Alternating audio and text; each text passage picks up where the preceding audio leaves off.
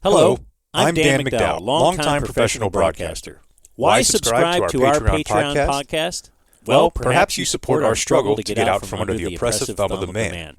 Or, objectively, if you sign up at patreon.com/thedumbzone, you'll get the 2 episodes per week that are available on all podcast platforms like this one, plus an additional 2 episodes each week that are exclusive to Patreon. So subscribing on Patreon gets you 4 episodes per week. Oh my, what a bargain. Now, on to today's program. The Dumb Zone. Fair Lease. You can contact them at fairlease.org. Fair Lease is here to help you lease your next vehicle. If leasing makes sense for you, and it probably does in most cases, that is the more sensible option. Go with a fair option. You can fix your car yourself? You know what? I can't, Blake. I can't. Yeah, you don't need to be responsible for that transmission. I agree. I'm going to go with a lease, and I'm going to do that fairly with Fair Lease. 36 to 60-month terms, 10,000 to 30,000 miles per year. You might have some downtime, a little off time coming up over the holiday season in years past. You might have thought, I'm going to go spend that all day getting harangued at a dealership. Not now. You can do this from the comfort of your home. They call it white glove service. I don't really know what that is, but it sounds cool. Sounds cool, yeah. So when it's time to upgrade that vehicle, Sitch, do it with a lease from Fair Lease. Check them out at fairlease.org. The Dumb Zone. On the menu, 2,700 pounds of turkey, 12,000 packs of dinner rolls, 500 cases of cranberry sauce. But the pace de resistance, we got football, Thanksgiving Day, Cowboys and Redskins, and of course, Joe Buck. Thank you, Pam Oliver. And Troy Aikman and Chris Collinsworth. Guess what's coming up next on this Thanksgiving Day? That's right, a kickoff and football. Woohoo! All right, all right, all right, all right, all right. All right, all right, all right, all right, all right. I never listen. I miss Joe and Troy. How could you not? On Thanksgiving? Yeah, just pretty much overall. It just doesn't seem the same. You see him every Monday. Yeah. You know, I'm not locked. I gotta be honest, I'm not locked in every Monday night for the whole game like I would be kind of every Sunday afternoon. Agreed. You're gonna take in whatever game they're doing. Agreed. But, you know, things change. Sometimes people move networks, and they're not the place that they used to be. And then people adjust. And, again, all the other people that do that do it because of a giant money. Pile of money is thrown at them, and they're like, yes, I have to go for this. Oh, well, we'll figure it out. I still don't really understand the whole Joe Buck thing, but... Like how they had to bring Joe Buck, too? And how Fox let that happen? I guess they just wanted to be cool? Ah, that's interesting. Yeah. Knowing how corporations deal with stuff. Well, some corporations are like, well, how I want to be able to, I want to look good to the other announcers that are, I don't want to, you know what I'm saying? Yeah, it's like the way NBA franchises are like, oh, I got to treat this guy well so that other players might want to come here. It's interesting. Yeah. I'm Dan McDowell. I'm Jake Kelly. I'm Blake Jones. I'm sick. Aw. But you guys are aware of that. I did say, if you want to not be here, feel free. I don't know if I'd be here with me. I don't know. Well, the good sore news throat. is... It's like moving around. It was in my chest, then it was on the left side of my throat, and then the right side. It's a weird bit. Do you want to say it, or do you want me to? Oh, no. That it's because he didn't shower? Is there a correlation between you not showering after 2 airline rides? Yeah. You have to think about it. You were breathing in... You went to a football plain game? funk and filth. A football game. The chemtrails were right above you? I did go to a football game in a stadium where they wouldn't let you in if you were vaccinated. Well, the good news for you is I brought gallons and gallons of Vim today. Okay. Now, if he can step up with a little... You got vigor? I forgot my vigor. That's okay. I have enough Vim to cover for the lack of vigor and him having AIDS. What is Vim? I think it I don't means the know. same Did we do this thing the other as day? vigor. Yeah, it's just energy. Okay, you need them both. Where's some vim from you guys? I had a single banana this morning. Vrabel? Okay. Yeah. Did you So I thought have that it would as part of a... It's a total solo I think I just extra realized I don't know what a group of bananas is called. bunch. Bunch of bananas. There you go. Yeah. No, solo banana, just like, that's extra. It's not usually in my game plan. But I thought, you know what? This is going to change things. Potassium. I tend to just hit like those packets of stuff. Your emergency or whatever. None of it works, I'm sure. But First I kissed it. you worked out your 20 inches hypothetical. Yeah, I still don't really understand that, I but don't either. we're not here to go over that. We're here to prepare you for football. Woo! Tomorrow we have a Cowboy game. We got a Lions game. I don't remember the Chris Collinsworth era of being with Joe and Troy. Well, it was Chris Collinsworth and Joe, right? And then they added And Troy. they added Troy when he was done with okay. NFL Europe. Back in the weird. old days, Blake, That sounds like a fun booth. a broadcaster would work their way up even if they were a Hall of Fame quarterback. What do you mean? Romo and Brady or Or, yeah, Romo, Brady. I guess that's Olsen? the only... Everybody, yeah. Even when Phil Simms started, I'm sure he didn't start in the number one seat. Right. They were like, Oh, everybody's sick. Dog's coughing. Daughter's sick, and that's why she will not be here today. She was going to perhaps do a movie review. She's a film major. Roasting Rocky. And I don't know if she would roast it, but she had a pretty interesting take on it. And so I thought instead maybe we could pop on Trey. I'm not sure if we should, but he recently was a house sitter. He watched the house when I was gone in Clemson, and he usually does it. And in the past, we've had very mixed results. Well, no, they've been very negative results. I was going to say, where's the positive to... Well, I mean, the dogs have been alive. That's good. They seemed happy. They like him. I think they like anybody. They're pretty friendly, as you see, when people come up here. But anyway, so that's why my wife signs off on Trey, like, even though literally she's had plants that she loves die because of Trey being here. I think one year there was a flower pot that one of the kids made for her. You know, it said, "I love you, Mom." And when they were like 7 or something, you know, one of those things. Wow. And then we got back, and it looks weird, and then it's got that line in it where the Elmer's glue, like, seeped out. Like, he obviously dropped it and then tried to fix it, but it was fixed really poorly, and then she was even more upset at that, like, because she could have fixed it better. But effort, something for effort.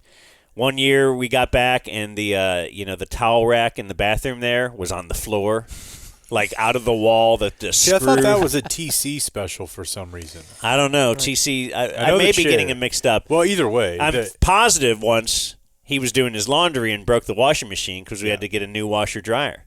Yeah. And I had to go over to the laundromat by your house. That's right. Why a couple do you of keep weeks. asking him back? And here's what else I want to know about him. Or do I want to know this? You guys tell me. Where does he sleep? Oh, he stays here? He stays here. Then that's why. I pay him because I want somebody to be here with the dogs, and I got something on that in a moment, but to be able to let them out all the time, not just like somebody swoops Stop in, by. like a neighbor swoops in every 10 hours or something. I want them to have, it's weird, you know how people are with their dogs, and I'm like that. Yeah, I I know. think they're good little people, and I want somebody to interact with them and just live with them and sleep over. And It's currently ruining my dad's retirement. his dog? He's got 2 dogs that they'll put him in the car to come bring the kids back. Okay, well, that's a little silly. Like, we really can't leave him. I don't want to board them. They because don't like doing that either. Bodie's very, I don't know, he's a tender little guy, and I just can't picture him being in a cage, you know, with all these other dogs. He gets nervous enough with just, like, people. There's like being so white that you go to a really nice boarding place, And then there's being so white that you're like, I just can't imagine my dog. Even at that nice sporting place, yeah. Like, you know what, though? I think there are some nice ones with, like, a video camera there. Yeah. And you could just tune in all weekend, kind of check in, make sure he's okay. Yeah. So let's maybe discuss I will this. do that. So sleeping location was not discussed ever? Like, hey, you just grab this? I think sleeping in your bed. He once said he would sleep on the love sack. Okay. Which we call the pile. Because we go jump on the pile. Oh, yeah. But I don't know. It just seems weird. He's like a 35-year-old guy now. Does he sleeping on a love sack? That seems weird. Would the den couch be an option, or is that locked? No, we left it open. Okay. I don't know. I had locked it in the past, but then I think he locked Bodie in. That's right. That one time, remember? Yeah. So I did that. Oh, you locked Bodie in, but You didn't have to say that. I wanted to come clean. I didn't want to pin something on Trey. So my thing is that I don't know where he slept, so that means we washed everything in the whole house. Jeez. But if he'd tell me where he slept, then I would wash just that place. But no shower, Blake. So that's why you fumigated the house? Yeah, we had the whole thing on. I was wondering why the covers on the circus outside. tent was... So where else would he sleep? I mean, if it's not the sack. My bed. Your bed, right. He's not sleeping in one of the girls' beds. Where would I sleep? If I was at your house. The couch. I would go couch. Everybody would go couch. Or like I wouldn't want to sleep in the bed that Blake slept in with his wife. Guest bed or couch. Yeah, and if your guest bed. Don't really have we have a guest futon, but it's covered with stuff. You gotta go couch. Unless there is a legitimate guest bed, meaning nobody regularly occupies it. Daughter at college is 21. Mattress on the floor? Her boyfriend's going to come visit for Christmas. Holy smokes. Interesting. Folks. And so I'm already thinking, do they want to sleep in the bed to get, like, they're 21. Yeah. Yeah, but that's... Would mom allow, like, I mean, obviously she was getting around, when she was that age. Yeah, it ain't like if grandma's in town, she's going to have a problem with it. She didn't learn all that stuff in a book. I can't recall the specific age, but it definitely, by 22 or 23 when I was post-college, yeah, I would do that. Yeah, I feel like once you leave for college. That's kind of my thing is like you've been living by yourself. You have a car. You do this and that. They probably occasionally stay at each other's places. Oh, yeah. At school. So, no, that's the move. Yeah. Don't be weird about it. Yeah. They'll be weird about it. They'll be weird about it? I was saying you don't be weird about it. But she has like a bunk bed. Not a bunk, the loft bed. And that would just be weird, too. I don't even know if that would hold the weight. If nothing else, you do the, like, put an extra mattress on the floor or, like, a blow-up mattress. Yeah. But you don't do, like, you can't be in the same room together. That'll only make them want to do it more. I know. I know how that is. Make it forbidden. So, what day that week will he be with us? You want him up here? I want to find out if I want him up here. Dude, it's already hard enough on him. I don't care. Just let him live. No, there's no way. What? He listens. No, I think he's tuned in. Oh. Because I think somehow he got wind that she was on and then wanted to find that and stuff. Supportive boyfriend. Yeah. He knows she's a roast twin. So this time with Trey, you don't know where he slept. What else happened? Oh, yeah, that's right. I forgot to tell you. So was it last night? What night? Whenever we got back the next day, it was like I saw a little puddle of urine. What? It was over, kind of on the behind the, the kitchen. You never really eat in the kitchen. I don't know if you are like that, but we never eat we eat in front of the TV. And so it was like in the back area where, you go plug in the phones, and I'm like, well, wait, what's it? Oh, man, I stepped in it. And then it turns out, like, there was another one over there by the computer. And then there was another, and, like, my wife spent, like, good thing she did it, because then I had to do something. But she spent the next hour, like, finding just pee all over the house. I think, like the sheets, you just got to do the whole house. That she's like, oh, this is, like, dried up. This was obviously 3 days ago when, know. But she's now, down there with the Windex and all that on the floor. And, like, I just wondered, did he let him out at all? Did he just? Are you sure? Did he do the? I'll let him out every 10 hours and just go live my life, which is fine. But like that's why I paid him a pretty fair amount to be here, to be here with the dogs all the time. You're confident it's dog urine. I'm not. How were the YouTube searches this time? We didn't look at that. Yeah, Trey. I still don't even really remember what was and wasn't real on all that, but I don't care. Trey had a good bit, actually. Years ago when I got back, we turned on the TV, and it's always weird when somebody watches your house and then you turn on the TV and you're like, what's this movie? I didn't watch this on Netflix. And it's like, oh, okay, Trey was here. Mm-hmm. And we went to YouTube because we like to watch some YouTube videos. Maybe we were watching the Norm Macdonald show in order at that time. I can't remember why we kept going to YouTube every night. I went to YouTube, and it was like, what is this? And it was breastfeeding videos. And there was like 4 or 5 of them. Like, God damn, Trey gets off on watching breastfeeding videos. They're out there. And then I went, what did I do? The first thing I did was tell you guys. Mm-hmm. And then we were like, should we say something to him? And it seemed like it was too out there to confront about. Like, that would be too uncomfortable. Like, it would be mean to bring him on the air and confront him about it. But and it was also somewhat believable. He's Trey. Yes. So we're like, yeah, I could see that. And so then it just became our little thing. And we were still like, he still did work for us. We like a friend. I like him. He's a good dude. It's just like, all right, if he's a guy that watches breastfeeding videos, yeah. then that's what his bit is. You like your video. You're sure missionary. You like your gangbang. Gangbang. What was your buddy into? Big black women. Big black dudes. Yeah. With big butted white women. The guy Can't go wrong there. The guy I used to share a porn password with because his wife would bust him, so I would buy the porn site on my credit card because I have scene control, and then we would just share the account. That was fair. He would pay for it. And the problem is not just what he's watching, but you see like how far into the video he got. Well, I didn't really follow that.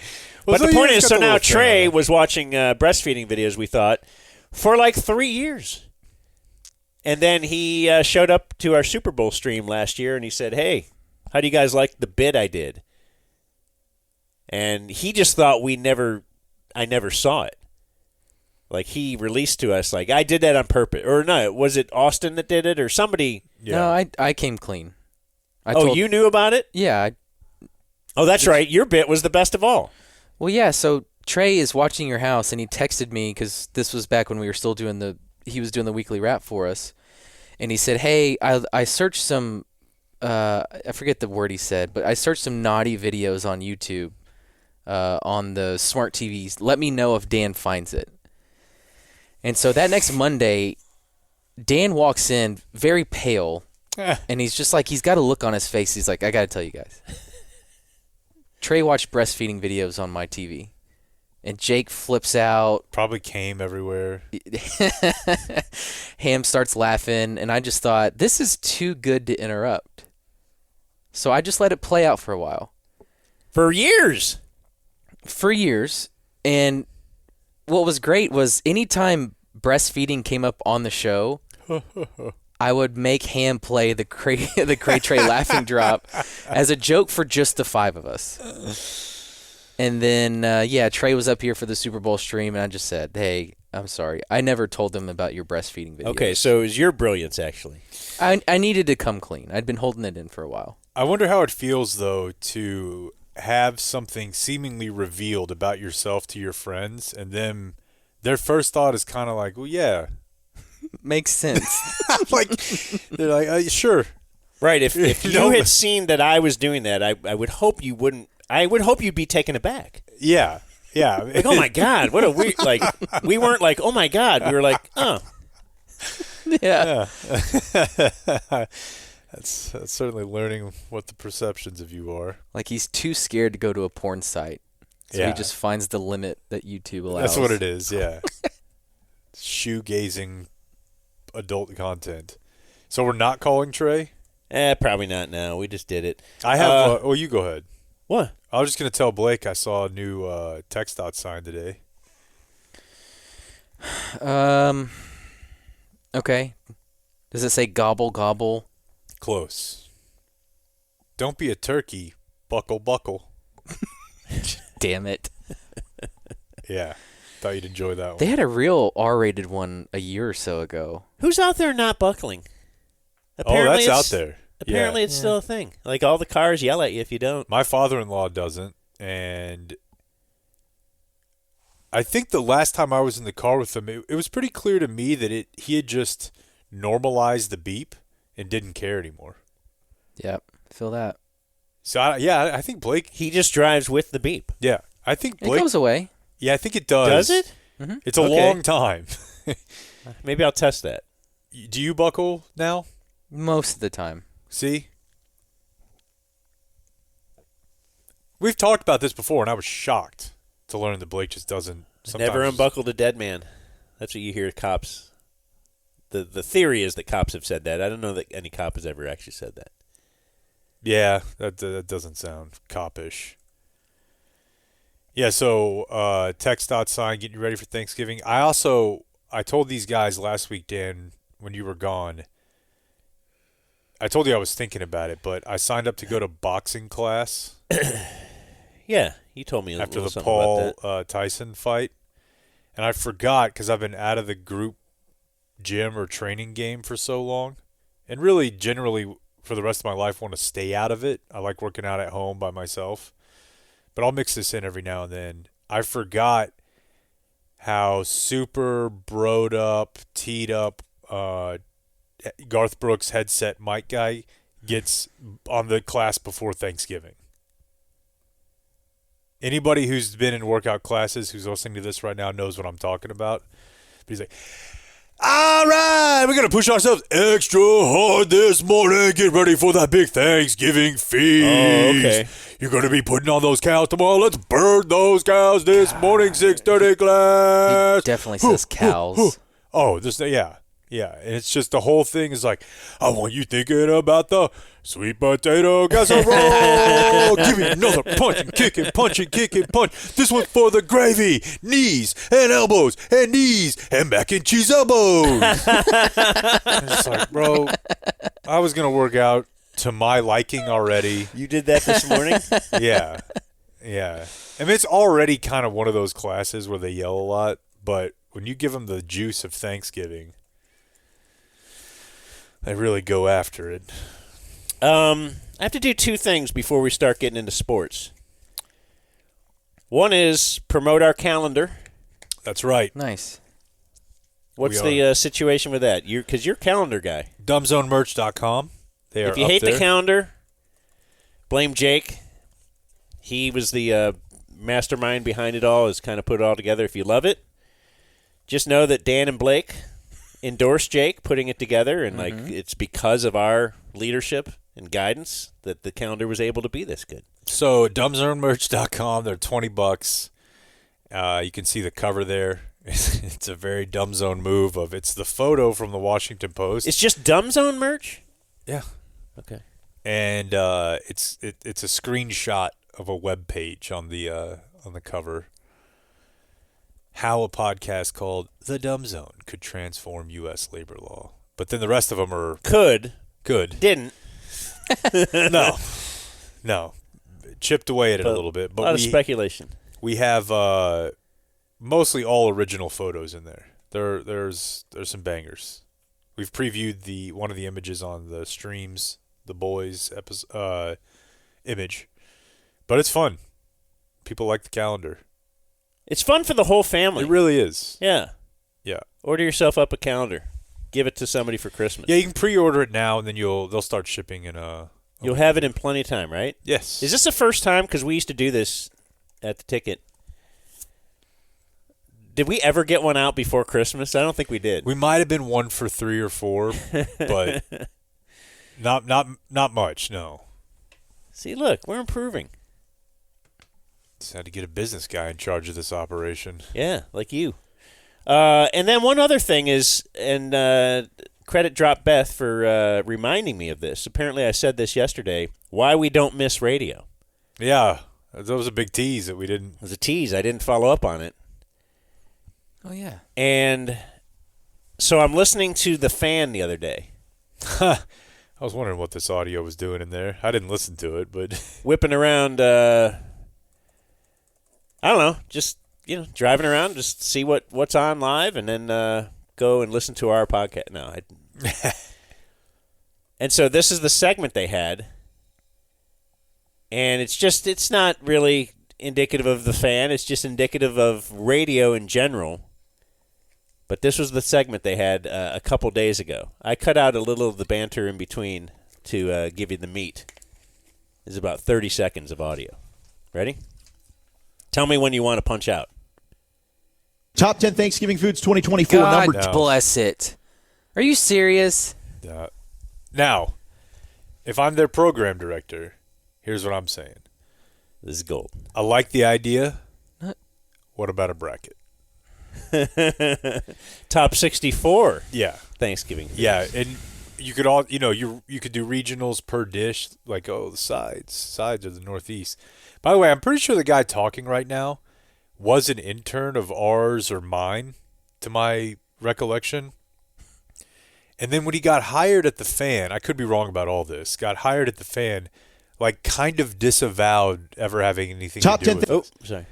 Because he definitely talks like this. Hey, on the Cowboys post-game show, I think it's G-Bag. Oh, is it? But I'm not. Okay, I thought this was Zach. Is that his name? Like he just stopped being your friend? Sort of, yeah. It was weird. Okay, I'm already mad. Go ahead. Bought into the radio wars. Yeah, right. That gotta do that. Management tries to instill in you. Let's hear how much. Yeah, let's just get excited. Think about what you think number one might be. That's the excitement. Top 10 Thanksgiving Foods 2024. Number 10 is the turkey gravy. Number 9 is the mac and cheese. Number 8 is the real stuff. quick. So you're not going to go into why you put stuff where? It's just here's my top Like 10? I said, I took out a little of the banter. Okay. Did you want to hear 7 minutes? Well, no. I just thought if you're going to do a list, at least break it down. Why you have mac and cheese at number 9. Number 8 is the stuff in your dressing. It's my number 1. It's the only time of year I have it. Right. 7 is pumpkin pie. 6 is the cranberry sauce. 5 is the dinner rolls. 4 is sweet potatoes. 3 is green bean casserole. 2 is the potatoes. Okay. Maybe that guy. Maybe a guy wasn't an intern for us. I don't remember, but I do hear his voice a lot, and I hate it. Okay, hold on. We got to number 1. Should we guess? You'll never guess. Yeah, You'll I never. Swear to God, if Hold it's on. turkey. Pecan You'll pie? never guess. Pecan pie. And number 1 is indeed the turkey. No, that is the I top guess. Thanksgiving Horrible. item in 2024 Thanksgiving here in the United States of America. Oh my God, Turkey. If That's you've got it. a lather Number 1 in item. gravy or cranberry, it's not I'm going to do a good list. on its own. And No, it's, it doesn't- and turkey's Blake- the number 1 item. First of all, screw Blake for seriously engaging in this with why that doesn't make sense. The point is, if you find Top 10, yourself top food at a movie theater. Number 1, popcorn. you're never going to guess. Yeah, right. That's so good. Top 10 foods at Bob's Steak and Chop House. Number 1, steak. Yeah. Oh, you got to put Stunner. the carrot number 1. No. The way you guys are doing it isn't funny enough, though, because it has Okay. it has to be Here's with the PBJ. countdown. You know what I'm saying? Like the fact that there's a countdown where you're like, boy, you didn't do. I'm still What's missing missing? turkey. What's missing? I All bet he these goes other things I are bet he goes good. turkey 1. God, that's terrible. That's absolutely terrible. Yeah, You got no. segments to kill. Yeah, but that's even I remember one time hearing a promo when I was working overnight for one of their national shows, and it was about a 45-second, sizzle of them talking about the best types of fries. And like Blake said, they would go into what makes each one better or worse. At least do that. Right? Like, oh, here's what, maybe a waffle fry, get a little more dip. Like I said, I cut out Oh, okay. table talk in between each one of these. Or I'd have to play you 10 minutes. 10 minutes. I got 10 minutes. Okay. No, well, I'm I'll kidding. go find it. Give me crinkle cut. That's a good fry. Mm-hmm. Why? I don't know, man. Anyways. I enjoy the tinier ones. Anything tinier because then it has more fry coverage per shoestring piece Shoestring of fry? perhaps per piece of per pound of potato. I don't like the big giant sliced potato one. Like I didn't like the steak ones. fry? Yeah, I didn't like those ones at Fuddruckers. I don't like the steak fry either. Very popular in Europe. And my number one fry, the curly fry. It's undefeated. I don't understand why we don't talk about it more. And here's the thing about the curly It's fry. tough to dip. It is. It can You be. can dip a straight fry. Like how you going to dip that curly fry in your Frosty? You scoop it. You get a group of them. Wendy's fry. I don't like Wendy's fries either. No. Too So, fat. Too fat. Here's Don't like the thing a that fat I don't fry. understand. The curly fry, it would What are we doing appear here? by the name, hold on, that what sets it apart is that it's curled. It's a shape. But my thing has always been, it tastes different. It's not the shape, right? Why can't they make regular fry taste like curly fry? It's not the curl that makes it taste that way. Yeah, it's a different oil that they fried in or whatever. That's what I'm saying. It doesn't make any sense. By the way, as I was explaining that, I did something. This is my favorite Trump thing right now. When he'll talk about something and either not make it plural, or he doesn't put an article in front of it. So, and there I am, and I go on airplane, and do you know what I'm talking? Like he does it all the time, and I love it. No more buffet. So on today's show, I'm trying to look at what we have. We'll have the big Thursday mailbag on Wednesday. Other people would do it whenever their last show is. Today in Twitter, Jake's Jumper. I think that's kind of it. Did you guys have I got something some else? college football for you. Oh, some college football? Yeah. And Cowboys. You want to just get going on some Cowboy stuff right Sure. now? Sure. It is going to be brought to us by... How about Factor? Factor Meals. I'm a big Factor fan. I'm a customer for, I'll just say the foreseeable future. As long as I am here with the fam, it's going to be Factor for us. We actually skipped this week because of the holidays, and we have so much going on this week with the fam, and I miss it. I miss the healthy Factor meals. I'm all about it. They'll be back on scheduled next week. Like I've told you guys, sometimes I forget to set my lineup. That's a little fantasy type tie-in for I know exactly what boys you're over saying, there. yeah. And I'm like, man, I bet I end up getting something I don't like. It's never happened. I've never received a Factor meal that I did not like. It's really, really solid stuff. Portion sizes are solid, but not too much, so you can take care of the weight.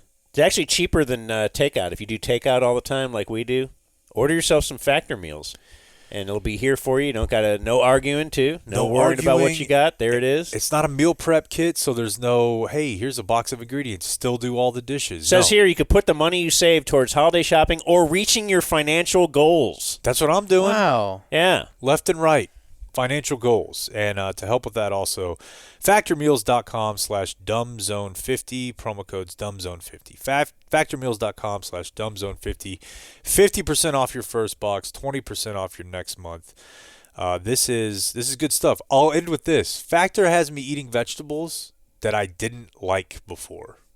It's a pretty good little selling point. If you do say so yourself. That's right. From the wonderful world of sports, Radio Sports Scoreboard. Oh, yeah, I like that. I will start and then let you go because you got a lot of Cowboy stuff. My only thing is, so while I'm listening to the fan the other day, I stuck around to, McCarthy was on doing a press conference. They'll air those sometimes. Mm-hmm. And so he was being asked about, his personal satisfaction that he had with the recent win. And I thought his answer was different because of Micah Parsons. So the answer he gave here, to me, he would not have given this answer 4 weeks ago. But if you remember a couple weeks ago after the game, people were talking about this season that's going down the drain, and Micah lamented that he really feels bad about Zach Martin But he doesn't really care about like how it's affecting McCarthy because McCarthy is like he hasn't put in the sweat that Zach Martin has. Kind of what he said. But kind yes. of. Yeah. That's definitely the way that it was. But here's McCarthy taken. talking about his satisfaction that he had with this recent win. But the reality is, too. Oh, and the other thing is, I think he also a bit sounds like a dead man walking, like he knows he's not going to be coaching here again. But the reality is, too, I do not take it for granted for every opportunity that I'm a part of in this league. I think the year off in 19 really brought that home for me personally. So I do. I can't get to the stadium early enough on game day. I love every minute of it. I've done this a long time, so I do enjoy every moment. So when you do win, when on paper you're probably you're playing uphill, definitely it's gratifying. But at the end of it, this is a player's game. I mean, it always will be. I understand my role and the importance of my role. Most importantly, the ability to be consistent, especially in these times. But it's about the players. I just can't. That's the locker room. That's what I'll think about on the porch when I'm done. Just those moments to see the gratification of what those guys accomplished yesterday. Yeah, once you start talking about the porch. But then it's about the play. Like, look, we got to put the focus where it should be. I'm just saying he wouldn't have said that a few weeks ago. You're probably right. And Micah and that thing kind of blew up, and then it's like he's got to make sure, okay, if these guys, look, I'm old, I'm out of touch, I don't have any idea how to relate to Micah. Like, imagine, you know how tough it is for us to talk to Micah, let alone Mike McCarthy relate to Micah Parsons in some way. Like, he's looking at him like, what? You do what? You have a podcast on what? We have a 3-day week and you're doing a podcast? And like, okay. Like, he doesn't even understand. It doesn't compute with him at all. No. And so especially because he's from Green Bay. So he's got to speak. From, but, yeah, he's speaking now through the media. And, maybe he's even thinking he was losing some of the players if he ever even had them. Well, we'll get to Micah's podcast in a second. This made some headlines, and I don't know. What's Jerry gonna say? But the Fans Morning Show had this question for Jerry. I don't know if anyone's even asked you this, but is it crazy to think that at the end of this season we could be talking about an extension for Mike McCarthy? Well, I don't think that's crazy at all. That's not crazy. And listen, Mike McCarthy is an outstanding coach. I was listening to the game last night, watching it, and Aikman was talking about it, and he's reiterated that several times publicly. This Super Bowl winning coach. He goes on for a lot longer, but I wanted to note two things. One, Dan has this dream that the Cowboys go undefeated and make the playoffs, and then do we actually have to consider a McCarthy extension? There's no considering. He'll get it. He would get it. For sure. And two, many times this year, many times over the years, Jerry mentions Troy. I'm not saying he's always done what Troy said. But he pays attention to what he says. But he definitely pays attention to what he says. But also, that's kind of silly, too. Like, what is Troy going – and, of course, Mike McCarthy's a good coach. He's not a horrible coach. I honestly, if they were able to get another offensive coordinator, I wouldn't mind him being here. But if he's here, he's calling plays. That's the thing. And he's going to also have a large influence on the offense. But he was here, and he wasn't calling plays. Yeah, but that was Jerry's deal keeping Kellen. But they also – I would gladly go back to let's win 12 games a year and roll the dice in the playoffs. That's fun. It was a lot of fun. Every week was fun. Well, I mean, there was thoughts that he'd be fired last year, though. Yeah, and I guess the difference is evaluating it in a vacuum or evaluating it as has time just run out. At some point, same as like if you hire a coach the first year and you go 4-13, but you're like, all right, we see a little building blocks there, as opposed to year 5 and you say we can't keep doing this. But McCarthy was asked about it. Calvin Watkins, Dallas Morning News. This morning, Jerry Jones said it wouldn't be crazy for you to get a contract extension. Why are you laughing? I hope you get it. Crazy. I mean, This was us that we're still talking about this, and here we are in late November, about your future and that kind of thing. well, I mean, I really haven't talked about it all year, so I mean, definitely not going to start on a short week in an important division game. But I'm not going to throw away positive vibes either. So I'll keep them coming, but that's all good. But no, yeah, that's not something I'm really focused on. I guess also for me, I don't dislike him. Oh yeah, he's good. Yeah, he's occasionally he gives good big, answers. Friendly bear. He's friendly. He's not. I had no reason to personally dislike Jason Garrett, but for the back half of his tenure, I thought I was certain that he was a bad coach, and I started to really despise hearing him talk. But with McCarthy, I'm never going to be able to get to that. He's coach. Like, he seems like he's in the dictionary by coach. Yes. Looks like a coach, kind of acts like a coach. And I mean, we were But he's talking. not today. Doesn't want control over everything like Mike Shanahan or something. He's just. But that's today's coach, who's young and hot and fit. Yeah. Well, they're not going to hire that. And it doesn't have to be that. There's other ways to do it. I mean, obviously it's easy to pick Dan Campbell when they look like they're going to go 101, but I think there are other ways. Yeah, as far as McCarthy, you just don't know what is his. I mean, obviously he's an offensive coach, but like, what is his thing? Mike McDaniel's real innovative, and same with Shanahan. I guess anybody off the Shanahan tree is they're thinking outside. They're trying to do something different. McCarthy's not that. He's like good coach who can lead good players to a good record. That is valuable. Right, yeah. Speaking of Micah and his podcast, though, and then we'll turn it over to you, Blake. I listened to his podcast this week. Shocked that it exists. Blake and I had this debate off the air yesterday, and as always, I should have just believed Blake on what the kids are going to do. You mean like just this particular week? Yes. Like, they had a road game Sunday. Is there another NFL player that does an hour-long podcast every week? Oh, yeah. Who? Doesn't Amon-Ra? Oh, I guess Travis Kelce does. Travis Kelce. That's true. But I don't know, an hour, maybe not. I stopped hearing about the Kelce podcast. Oh, well, you're about to hear a lot more. Because I know that the streets were clamoring for it, but Jason's wife, Kylie, launched her new podcast yesterday. Okay, sweet. And I watched the trailer, and she's like, "You all said we need more Kylie? Well, now you fucking get it." No one said that. Yeah, a lot of F-bombs. That's edgy. Very.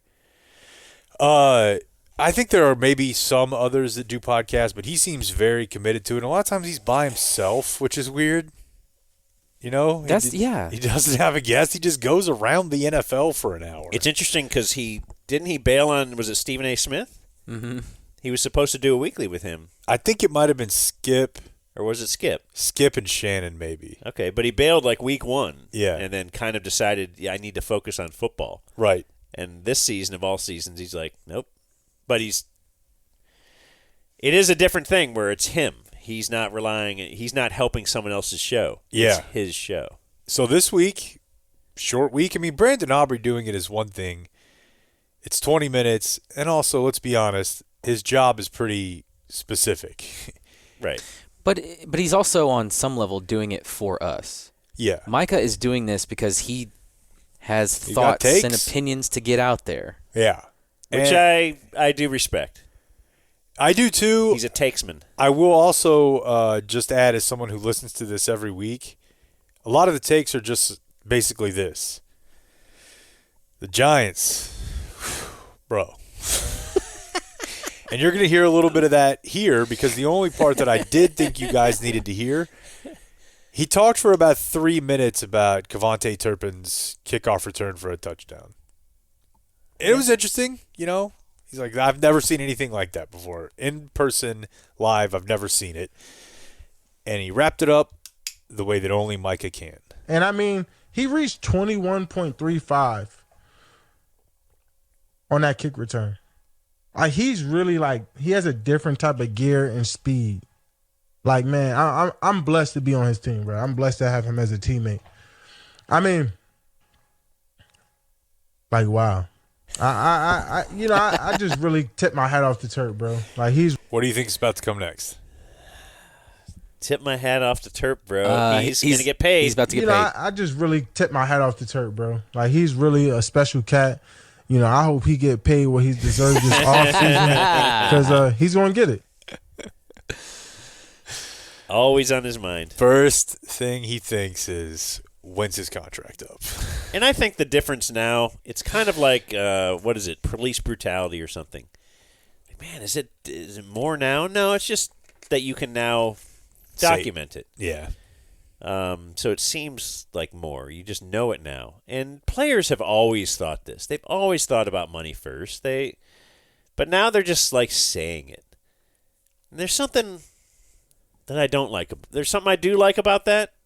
You want authenticity, and it's cool to be who you are and real. And I want to know what you really think. Tell me. And then when you tell me, kind of upset that you think that. Like, I like you playing the game of. I hate the Redskins or the whoever, and I love the star, and I live for this, and I like that. It's the theater. It's always been a game. Like, sure. Deion will play for San Francisco one year, and then Dallas the next year, and then you'll all you hated him last year, and now you love him. But we all, like, I don't know. It's just it's a weird examination, I guess, of my own or of all of our hypocrisies and psyche.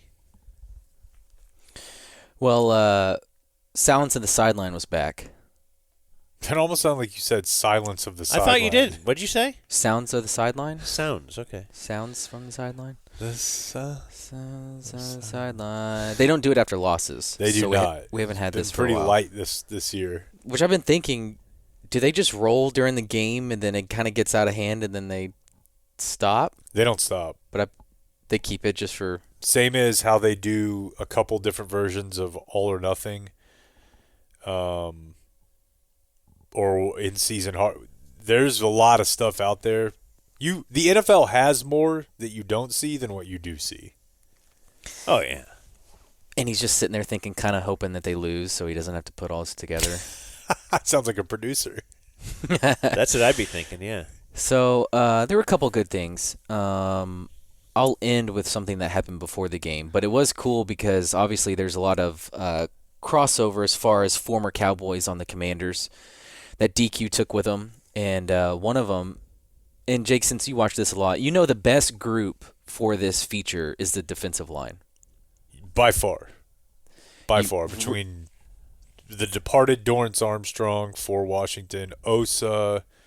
Lawrence was always great. Chauncey was always great. Mm-hmm. Yeah. They're the most vocal and animated. They have a lot of personality. And so they caught Quez Watkins, Osa, and Chauncey Golston with Dorrance Armstrong after the game. And Quez Watkins is like, you can kind of hear it here.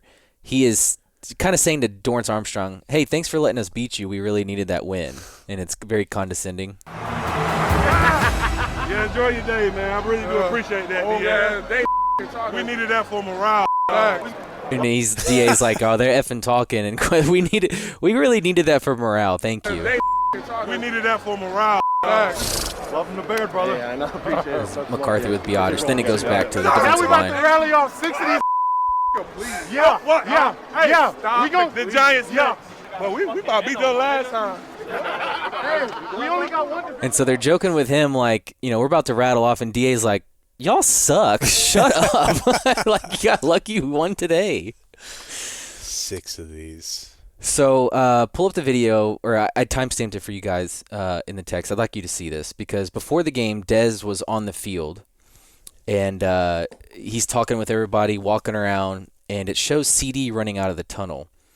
And Dez wants to talk to CD, but then someone gets in front of Dez. Hey, CD! Hey! What the hell, baby? You know what time it is.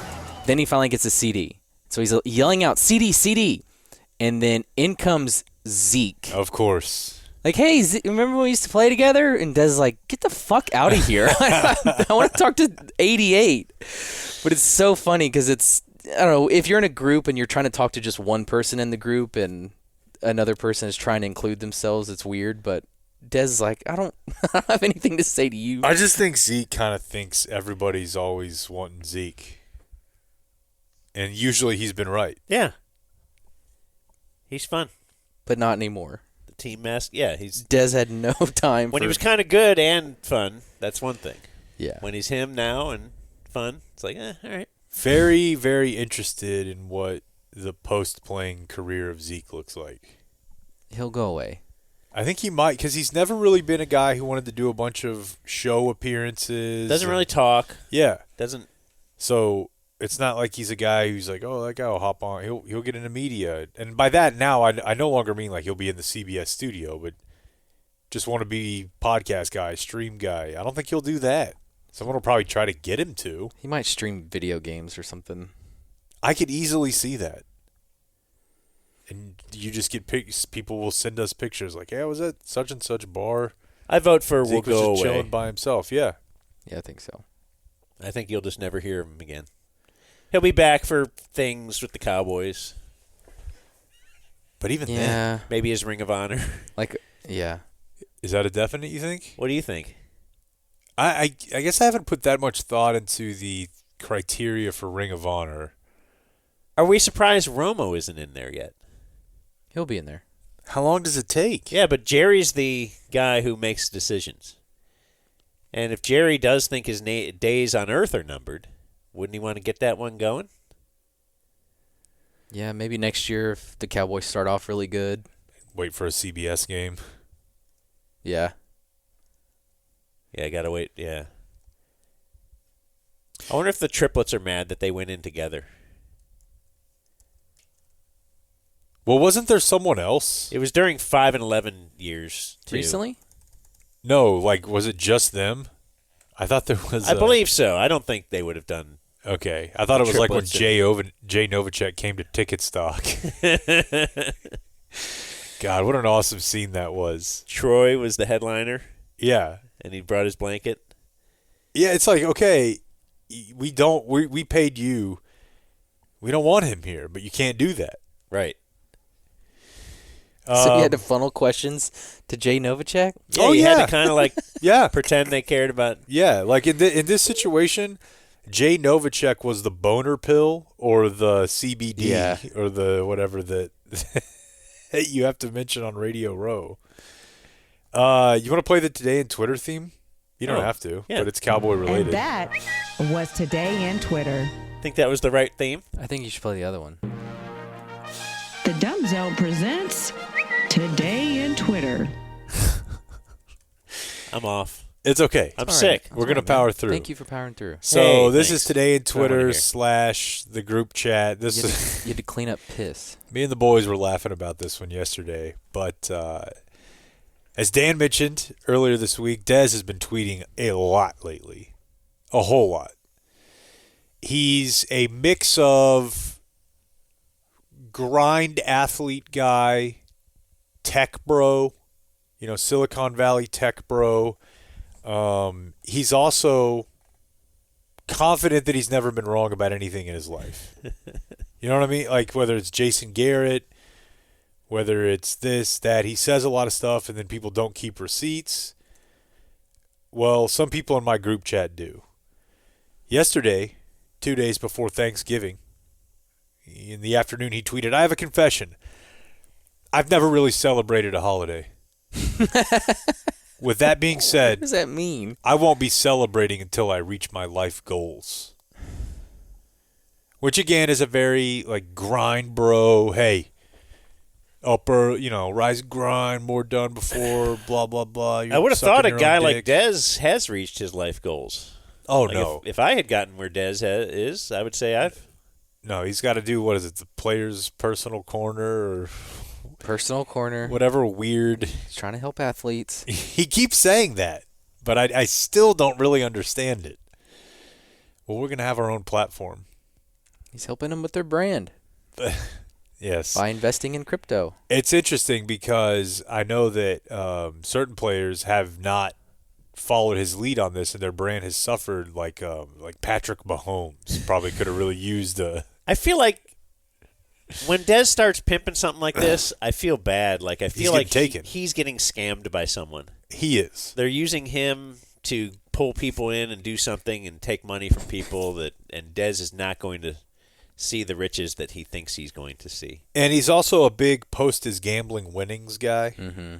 Listen, we're at a point now where we all know if you're making real money without real losses in gambling, it's because you're a quant, right? Like you have a computer that can help you with these. It's not just a hunch because you knew a guy on the Ravens and he told you, like, boy, we're geared up for this one. But he doesn't post losses, obviously. So, again, the tweet, I have a confession. I've never really celebrated a holiday. With that being said, I won't be celebrating until I reach my life goals. So that was the first tweet that was sent to the group chat, this one by Landry. Everyone else, David, KJ, just followed up by simply searching through Dez's Twitter. Here's just a photo of a brightly lit Christmas tree from December 25th, 2021 that says, Merry Christmas to everyone. Okay. Oh, yeah, from his house. Yeah, of course from his house. Next one down, just a photo of him and all of his kids in front of Christmas trees. Merry Christmas, everyone. Oh. Right there. Mm. The next one down was a tweet from Dez. This is from 2020. My boys wanted the PS5 or Xbox Series for Christmas. I told them Daddy couldn't get them because they was sold out. Little do they know, I got both the Xbox and the PS5 for them this Christmas. I remember the times Christmas was just another day as a kid. I do everything for mine. Quote tweets are also very funny, you know. Now, did your buddies in the chat send these to him? One of them. Okay. Yeah, because if you go back to the original post, the first reply is, that's so sad. And that's from someone who follows me. And it's a lot of that. Like, life's too short to celebrate.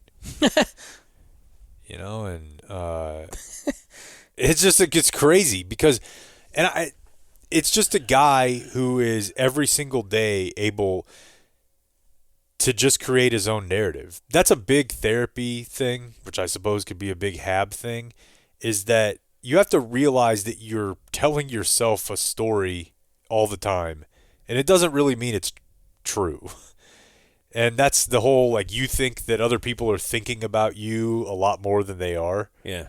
And so you put people in these roles of, like, that's the villain, I'm the hero, or this and that.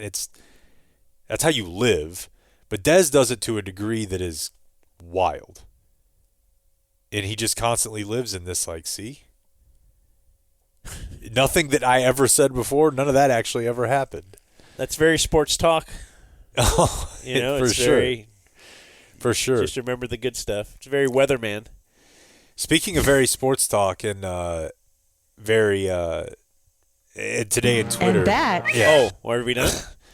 Did you guys see the other day that Followell tweeted out like some great numbers from the Mavs TV stuff? He hinted at it, yeah. What do you mean great numbers? Well, I think it's just that like it's going well. Like a lot of people have purchased it. People are happy with it. I don't know the specifics, but let me see if I can find these. No, go ahead. No, I'm just saying. No, you're right. I should have had this. No, I'm skeptical on that Mavs TV is going great. From everyone I've talked to, and I guess what are they going to say? They're pleased with how the rollout has been. Okay. And they're pleased with subscription numbers. Well, if you may recall, there was, I think, a Hardline segment where Bob and Corby were pretty upset about it. I didn't hear it, so I can't really totally speak on what was said. Did you? Or do you know enough about it? I think there was just some displeasure with it costing. Just the general fact of having to pay. Yeah, because the Stars one is free. Yeah, coming on the heels of the Stars. Right. Okay. And, it's all been free. forever, right? Baseball, everybody.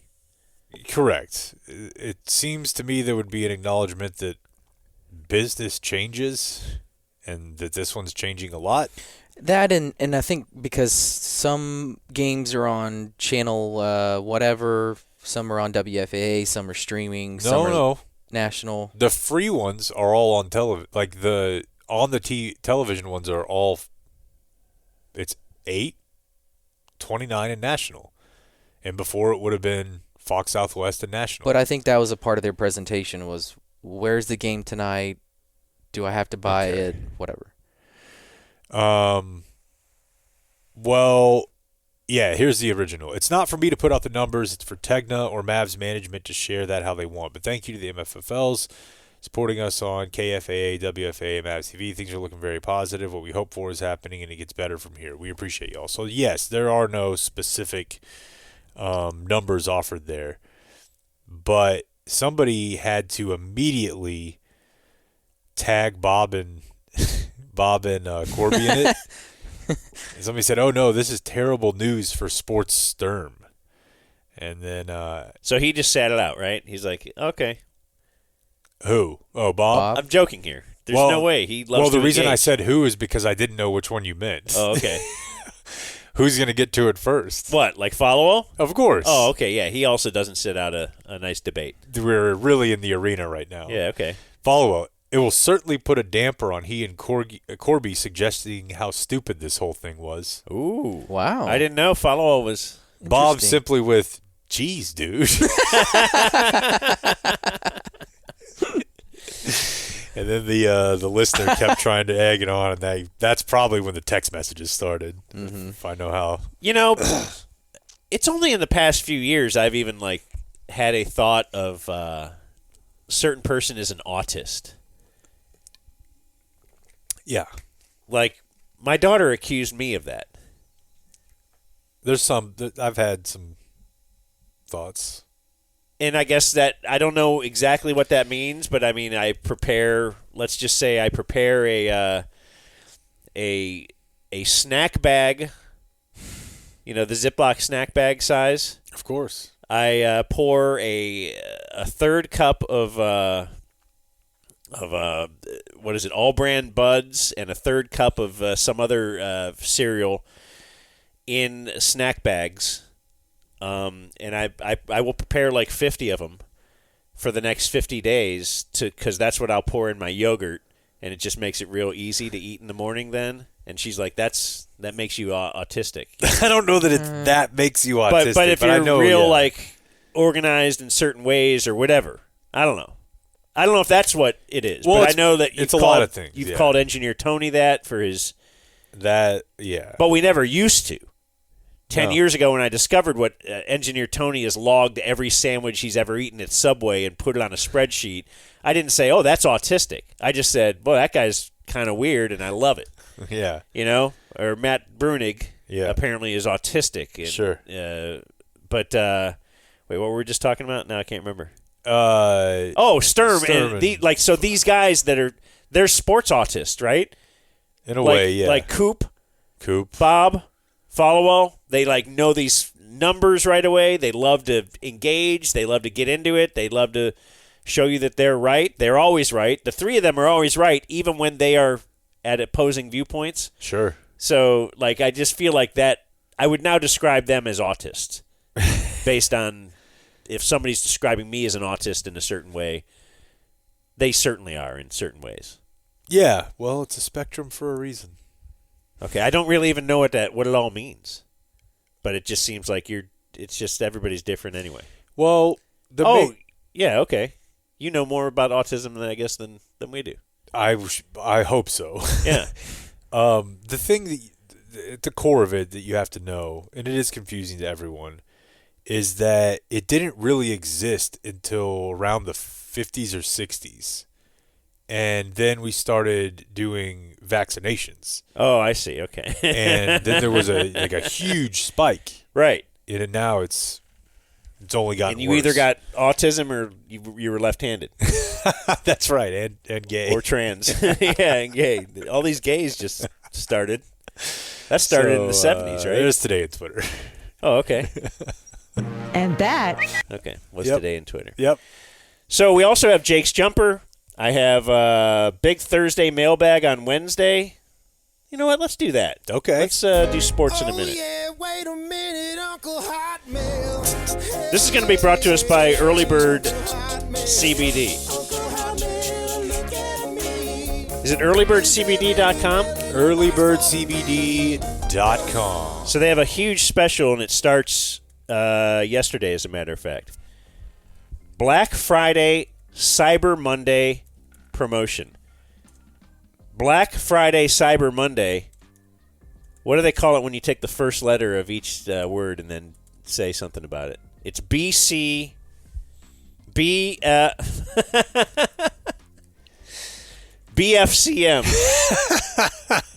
If you go to, you know what? I shouldn't even read this copy because just go to earlybirdcbd.com. I did that last night.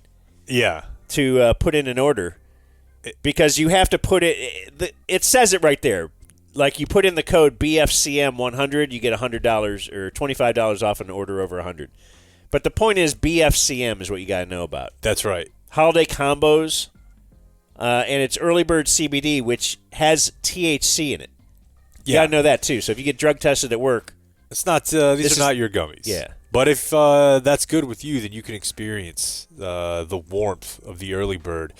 Look, there's never a bad time for you to restock an Early Bird, and I know we're telling you about this sale right now.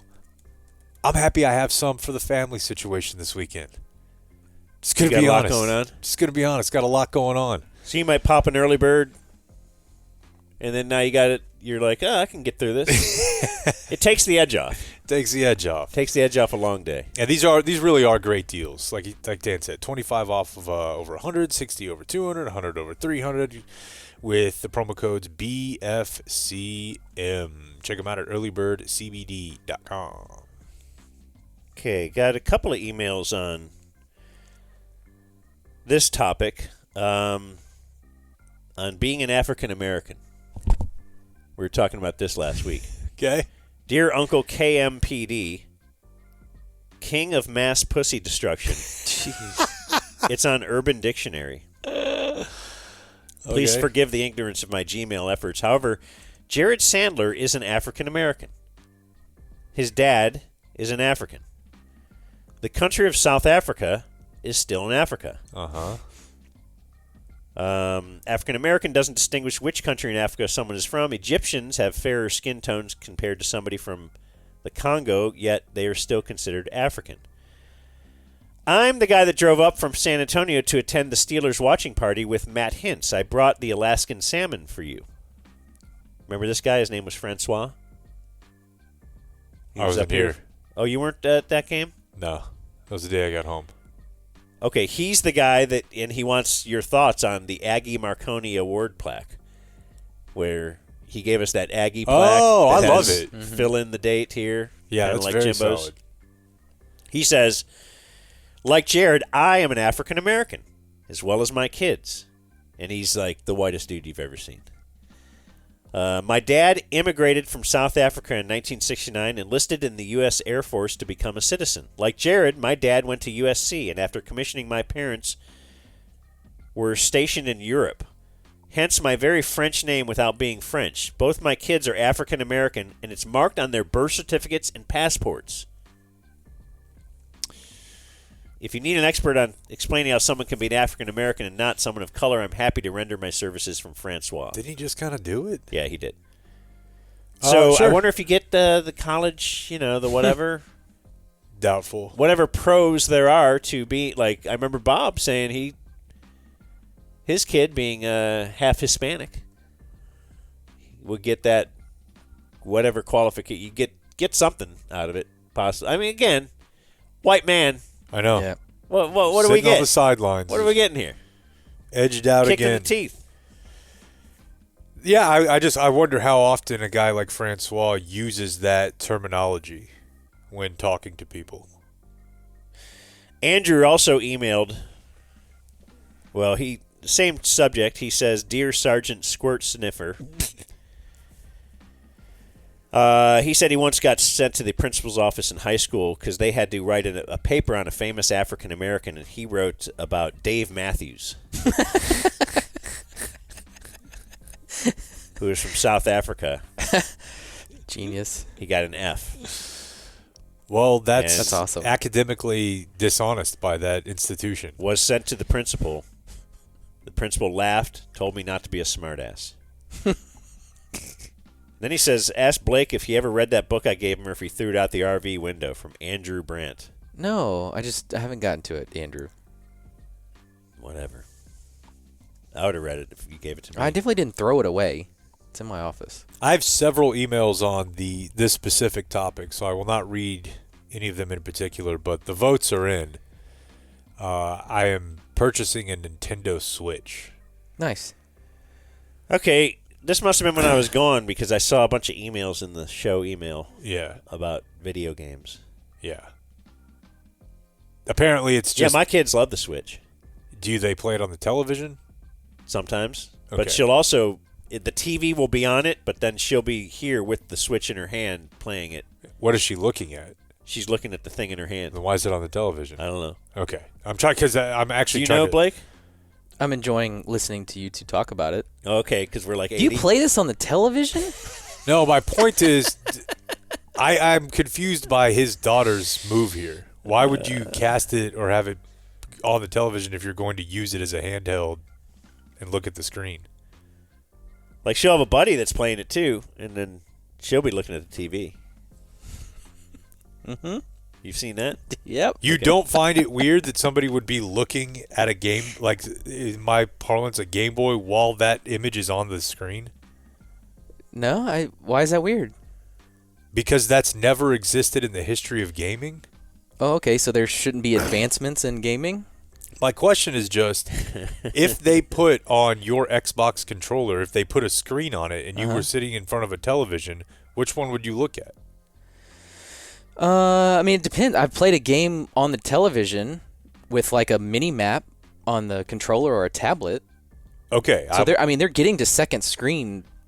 They're getting uses for it. In the case of the Switch, is it a mirrored image? Yeah, because you're typically playing with other people. That still seems really weird to me. But I guess I'm going to find out.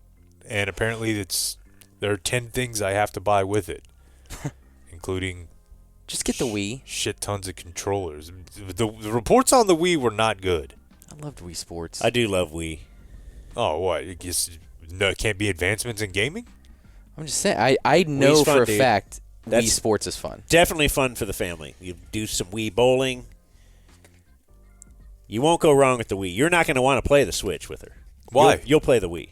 Everyone is raving about the Switch and Family Time. Oh, all right. Yeah. They got Street Fighter. Just come back. He'll get a Wii next year, though. That's good, though. Yeah, I mean, we told him. Yeah, we had both. We got both eventually. Alexa emails, and this says the subject line is Kozar's porn daughter. Remember you said Bernie Kosar? Lexi Silver. Is that her name? I think so. I don't know. Dear foreman of the fallopian tube, I was half listening to a sode yesterday when my ears perked up. I thought I heard my name. Growing up, everybody told me I had a stripper name, even going so far as to make T-Pain's I'm in Love with a Stripper their ringtone for me in high school. So imagine my surprise when I learned that Bernie Kosar's daughter goes by Lexi Silver for her porn name. I'm just proud that someone is finally living up to the full potential of my name. Sincerely, Alexa Silvers. Wow. And she signs off, not a stripper/porn star. My current leaders are Jake's pronunciation of wolf, timber or otherwise, and the infinite power of momentum. P.S. Obligatory comment about the greatest show ever, the boys to get my email read. Yeah, I don't know what Lexi looks like, but it would be tough to have that name and be kind of a frumpy lady in HR. It'd be kind of like if my dad had named me Rocker Brutus, and then you saw me, but my last name was like Crawford. But then, again, you see me. Yeah. Lexi Silver is just too porny and strippery of a name to be That's a very porny case name. of the Mondays lady from Office Space. Yeah, she sounds like she's from the mid-cities. Oh, yeah. Yeah, Mid-Cities, Haltom City, for sure. Hung out with the Ice Queens. So like a low-rent stripper place? Strip club? Stripper place? Jake made the point that most Britneys are probably from one high school towns. Crystals. Mm-hmm. And I love them. Anchor word from James, fruition. Yeah, it always comes to. Yeah, it's a good one. He says never heard it except for coming to fruition. Dustin, our business lawyer, Dustin. Yes, this is a good one. Dustin Keller said his plan for going to first class. We were talking about first class, walking on an airplane and looking at them, wondering what they do.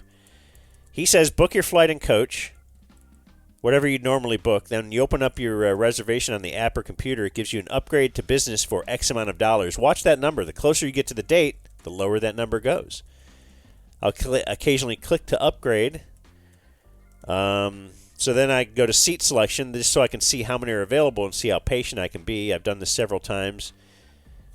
End up getting on first class for like a $94 upgrade versus $800 if you had just bought the business class tickets. It seems genius. My theory is no one pays for those tickets. They just use my upgrade system. It seems genius. Sean of Money, Sean Kernan, Scene. 690 Scene. He said a comp for OJ, you were talking yesterday, Blake had no concept of what OJ was other than a murderer, would be Snoop Dogg.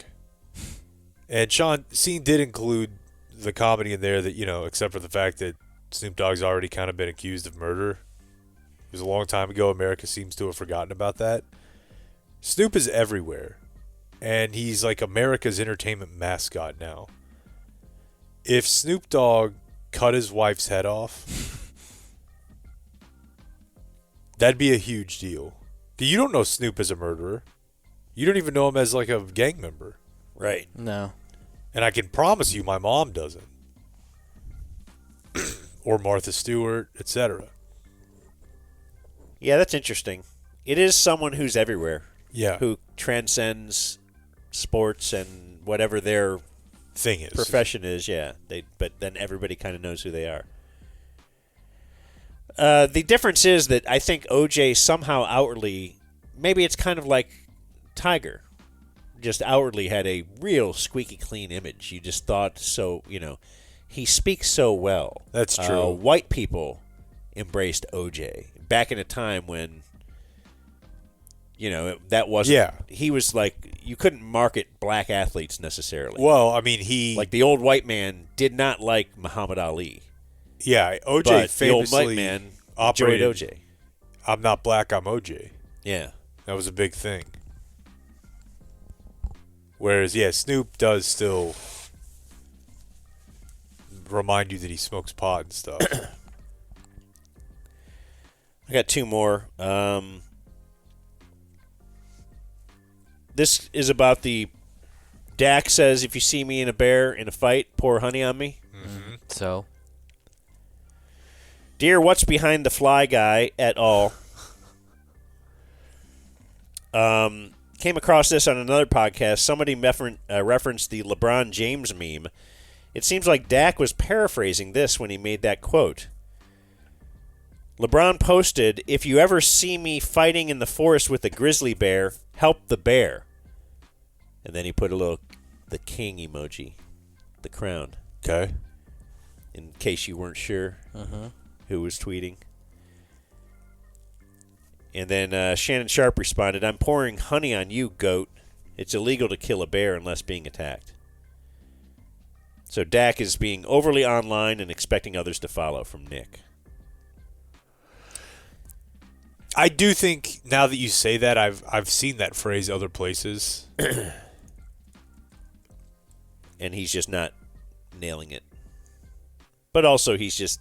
Yeah, Kobe he's not that guy. Like, that's not who Dak is. You don't think of him as this badass who would just fight off any... Like, he's just Dak. I definitely view him as mental robot. Yeah. Like that he's very locked in. to an almost annoying degree. But not like... I think it initially was a Kobe quote. If you see me in a fight with a bear, pray for the bear. Oh, really? Yeah. Okay, well, apparently this guy's saying it was a LeBron James meme that got 4 million retweets or whatever. Yeah, I'm sure that after LeBron said it, he's like, no, I didn't hear it from Kobe. I said it before. I told Kobe it earlier. Yeah. And I have Dear Uncle insert vagina reference. Please have Jake break down That Summer by Garth Brooks. Oh, yeah. TC did this once many, many years ago on IJB. It's a song about a teenager going to spend a summer working at an older lady's farm, and they end up hooking up. Whoa. It's pretty clear from the It's lyrics. Jake's dream scenario, and I guarantee it's in his Country Music Saturday playlist from Ryan. Yeah, it's a great song. Yeah, I mean, yeah, he's nailing her. I don't know if we could just read the lyrics if you wanted, but sure. It starts, yeah. Go ahead. You know this song, right, Blake? She had a need to feel the thunder. Yeah, this sounds. I went to work Yes. with her Yeah. that summer. A teenage kid so far from home. She was a lonely widow woman. Hell bent to make it on her But there's one own. thing she can't do on her own. Uh-huh. We were 1,000 miles from nowhere. This is a great song. Wheat fields as far as I could see. It's interesting hooking up with an older lady. I envy you. You've never done it? Both needing something from each other. Yeah. He needed a job. When I was when I worked one of my first jobs out of college, so I'm like 23 or something, living in that small town where I met Rick. Uh-huh. I don't know if you would say I dated, but I messed around a little bit with a divorced lady. And it was really interesting because she had kids. And I was like 23. That's awesome. The chorus will really... It's just weird. But we gave each other something we didn't have. There you go. She had a need to feel the thunder.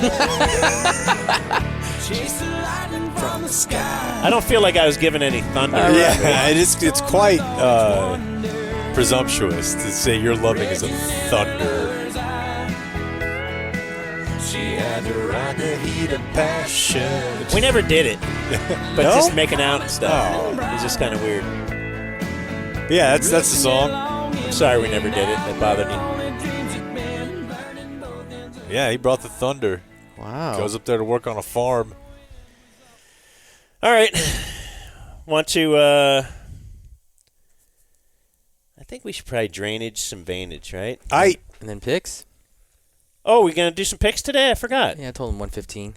Okay, we'll have picks with Chat. At least get Chappie's picks because we got a lot of games tomorrow. We got Jake's jumper still to come. Texas Health Presbyterian Hospital Flower Mound is proud to be a sponsor of the Argyle football team. There is nothing more important than your health and taking care of your family. From emergency services and outpatient surgery to giving birth, you can be sure you will receive the highest quality health care at Texas Health Presbyterian Hospital Flower Mound. Since opening our doors in 2010, our vision has remained the same, to be the best place to work, practice medicine, and receive health care. Thank you for making us your community hospital. You're listening to The Dumb Zone. How great is that? So little, balled up little fist. Even giving birth. I love that even giving birth. That was the copy they gave me. Do you guys think, do you buy, so my wife went to buy me cold medicine yesterday, which is cool of her, after cleaning all the pee off the floor. She buys the CVS, like the generic, because she goes, oh, it's like $10 less, or whatever less than whatever, but I want it to be, I want to say Tylenol or... No, I buy generics. You'll go generic? Yeah. She's like, it's the exact same ingredients, exact same everything. Do you guys believe that? Yeah. Okay, because my thing is, when I buy generic paper towels, they are definitely thinner and they're not as good as Bounty. But so you're telling me if I buy this generic drug, it will be as good as something? For some reason, I just don't believe that. No, it makes sense that the only reason you buy or believe that the generic Bounty sucks is because you've experienced it. You can touch it. You can feel it. That's a very tangible thing. And I feel and still with that, sick. You can't. Yeah, but I buy generics on that. Let's pick some games. We got some football pickers here. Kind of a last minute remembering that we were going to do this. So we might not have all our pickers here. I mean, the interesting thing about it who is would expect Soroy not the to? only one who remembered that we were going to do it was Blake last night, and then the only one who forgot we were going to do it was Blake today. He's got a lot going on. A lot going on this Thanksgiving week. Oh, I feel you. You got 3 Thanksgivings? I had the in-laws Thanksgiving on Saturday, had a Friendsgiving last night. I got one on Saturday, but I don't think we're going to go. Thanksgiving Thursday. What was in-laws Friendsgiving? Saturday. Did you bring your kid? Yeah, it's basically the friends you don't get to hang out anymore get together and bring your kids and call it Friendsgiving. Have some pops. I thought Friendsgiving is like if you don't have family in town. You do both. It's an excuse to get together. Yeah. We've been doing it It's for... getting out of control. No, it's awesome. Really? I love it. Yeah, I wish we were going Saturday. But I'm moving. Oh, you're moving finally? I got picking up a U-Haul Friday morning and calling old Pops into action. Okay, well, let's bring him on the show. He is Greg Chappie Kemp. He is your dad. And Jasmine Chappie Kemp is with us as well to pick games. Love it. I'm digging the look on Chappie. Thank you. This is some zaddy shit. Yeah. No, this is some zaddy shit, Chappie. Very much, yeah. He's got his Ray-Bans, his gray, close-cropped goatee. That's funny. None of that will seem to matter come Friday if I'm loading a trailer at your house. Yeah. Well, all that stuff just gets pushed off to the side, huh? You look like a guy who would have a trailer. I stay pissed off. Yeah, I know. You know what? You got Trump. What do you have to be upset about anymore? I was around trailers all my life, so, I wouldn't have a problem living in a trailer. I wouldn't have a problem pulling a trailer. I feel like Taylor Sheridan needs to do like a character series on Chappie. Oh, man. I ran You know what I into mean? him one night. Yeah, I ran into him over at one of them highfalutin places in Fort Worth that he hangs out. They probably Did you pitch him? Yep. Wait, no, he didn't hear what you said. I said, did you pitch him on a Chappie like character series, like this one No. they're doing? He had a whole bunch of people around him. I forgot what the name of the hotel was. Drover, probably. No, it wasn't the Drover. It was the other one. Yeah, but no. What's that other one on, like Camp Bowie or somewhere right He's there? been telling me he, quote, should have been big time for 38 years now, 39 years. Yeah. I actually about, 15 years ago thought I really cracked in and got my break. I was in Rodeo Boulevard down in SoCal, down Beverly. Familiar, yeah. And, all those Richie places down in there. The street comes to a Y, and I found myself eating at a Chipotle, but the wind was kind of blowing. It was kind of, tinkling my hair back. And these 2 women came in. They said they were with an ad agency, wanted me to come to work and maybe start doing some photo shoots out in L.A. Yeah. I thought that was going to be my break. It just didn't pan out. No. This all went down at the Chipotle on Rodeo Drive? Chipotle or whatever he called it. I kind of drifted over into some of those high department store frontage inns. But, it almost played out. I had been saying this for about 4 decades. Yeah. Well, you still got time. Okay. At least he's consistent. True. I mean, I could show you some pictures of me at 22 and... That's okay. Dude, man. No, I want to see these. Let's go. I sent one to Jake about a week ago. You're slaying it, huh? A cousin back in 1980. There was about 8 women down the stairs trying to get into the back door of my house. I said, hey, hold on. I got some family time right now. Just slaying poon? The hose got away. Yeah. And 80s poon was like next level, too. I'll send it to Jake. Put it up. Put it up there on the TV screen. How much ungroomed poon has... Chappie used his sickle on.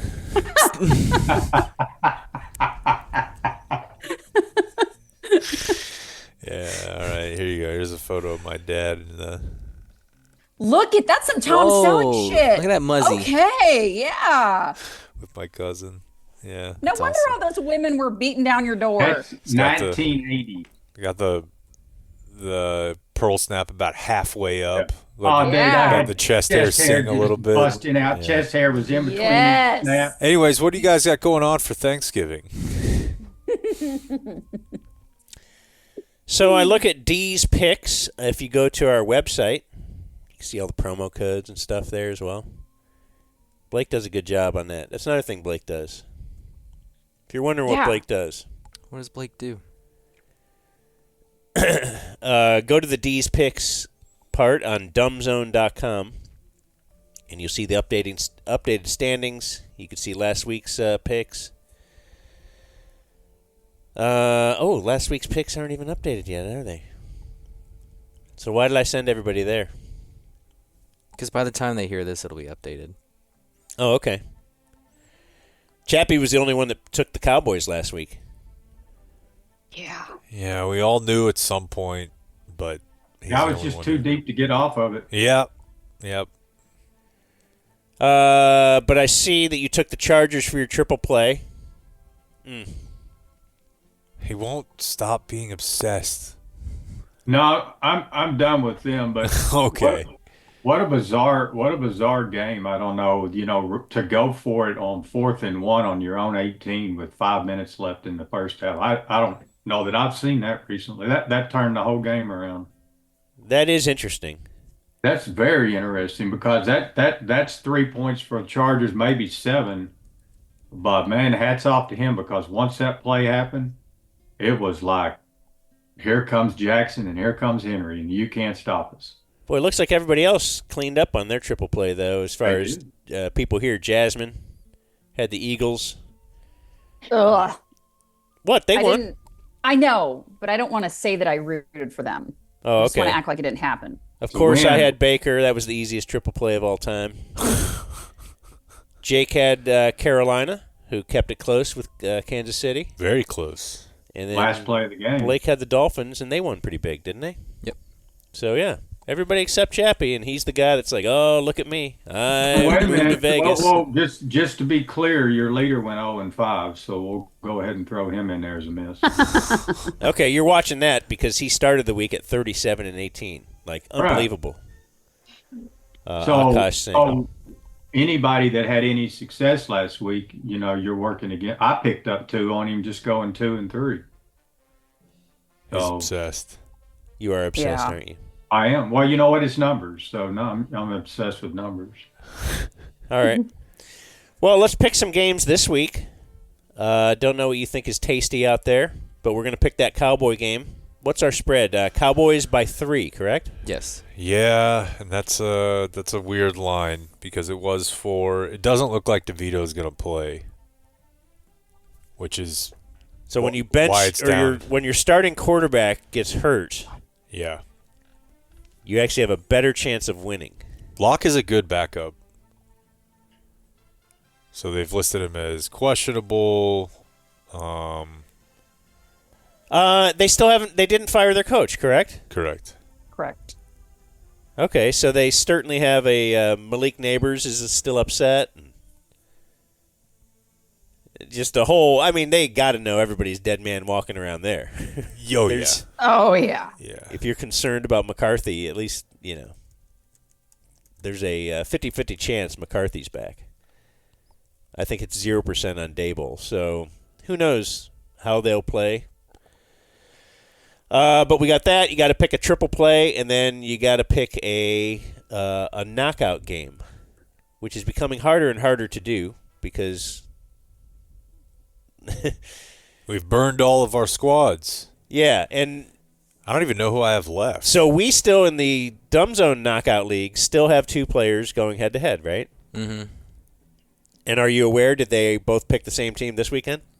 They haven't turned their picks in, but we're hearing from some people that they're worried that there might be some conspiring going They're on. colluding. Ooh. Like they might be talking behind the scenes, saying, "Okay, let's both pick this team, just so that we can split it in the end." Right. Interesting. So maybe we need to discuss what we do about that, if anything at all. Actually, that crossed my mind 4 weeks ago because the probability of that continuing to happen every week is 0. I don't know if you realize that, but it's 0. Yeah, how many weeks in a row have they picked the same team? I think Chappie's right. 4. 4? Yeah. Now, they have been layups of games. And it might also, you have to factor in that they've both eliminated a lot of teams. No, you can pick whoever in that you league. want. You can pick whoever. Okay. Yeah. Yeah, you can keep picking the same team. So maybe starting next week, we bring them on air and say it or something. I don't know. There you We can go. talk about that. There you go. Well, they can conspire before that. But whoever says it first, you got to pick someone else. They could have talked before that. Oh, I see what you're saying. All right. Yeah, that's interesting. Yeah. Coin flip it to who goes first. Okay. Yeah, alternate who goes first. Whatever. We'll discuss. But we're gonna fix this mess. If it's the last thing we do. All right, who's up? You want to go? Sure, I will go. I hate to say that the Drew Lock Tommy DeVito thing makes that big of a difference for me because that's a ridiculous thing to be contemplating, but it really does. Like, I think Drew Lock is a very capable backup. But man, I just don't know if it's enough points. I'm going to take the Giants. Wow. I'm going to take the Giants in 3. How far you've come. And if DeVito plays, then I will immediately want that pick back.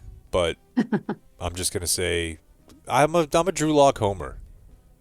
He's legit. And it would be very much like him to just show up have one big game, one game all year, and it's Thanksgiving in front of everybody, and they're like, the Drew Lock story. I don't know if he's legit. He's legit compared to Tommy DeVito. He's a legit No, backup but he's quarterback. legit backup. He is, yes. I had to watch him when he was in Seattle because my boyfriend's a Seahawks fan. So I'm very well versed in the Drew Lock. I hope we get the backpack of cash celebration this week. I hope he does it in the kettle. By the way, I listened to a little bit of this was Jerry on the Fan too. Did you know that like Thanksgiving, the Cowboys, that whole bit, it is Charlotte's whole deal? Yes. Like that's all she does? Well, so initially to hear Jerry tell it, nobody wanted that game. Either of those games because it was primarily about the gate. And you couldn't get anybody to go to the games. What do you mean they didn't want that game? The NFL teams didn't want to play on Thanksgiving. Jerry described it as an orphan game. And that the Cowboys saw an opportunity, so they take the game, and that at some point Charlotte went to Dick Ebersol, who of course at the time was the chief of CBS, and said like, hey, we want to keep this game, but she wanted him to put halftime on television. And he said, as long as you can make it something Super Bowl-like, it's yours. And so the league has tried a couple times, and they'll only get 4 or 5 votes among the owners to move it off of the Cowboys or the Lions. So she's the reason why the Cowboys play on Thanksgiving every year. Well, that's not the origin. No, but it's the reason it stayed that way. Because the origin, we've talked about it before. Remind me. Was they wanted I thought they wanted the Steelers to do it because they were actually America's team. No, wait. Mm-hmm. You know what? That's just the origin of the name America's team. Yeah. I'm mixing things up. I do remember they were trying to call them the Steelers yeah. America's team, and Art Rooney said, no, we're Pittsburgh's team. So I've just conflated stories. That's okay. I'm going to take the Giants. Okay. For my knockout pick, it looks like I haven't been to the Bake Show yet. So I'm going to take Baker and the Bucks over I think it's the Panthers, right? Last I looked, it was them, 6 points. Yes. Okay. Only 6 is the way I would describe that. So, triple, this is a weird one. I'm very tempted to just keep riding this. There's no way the Chiefs can beat anybody by more than 5 points thing.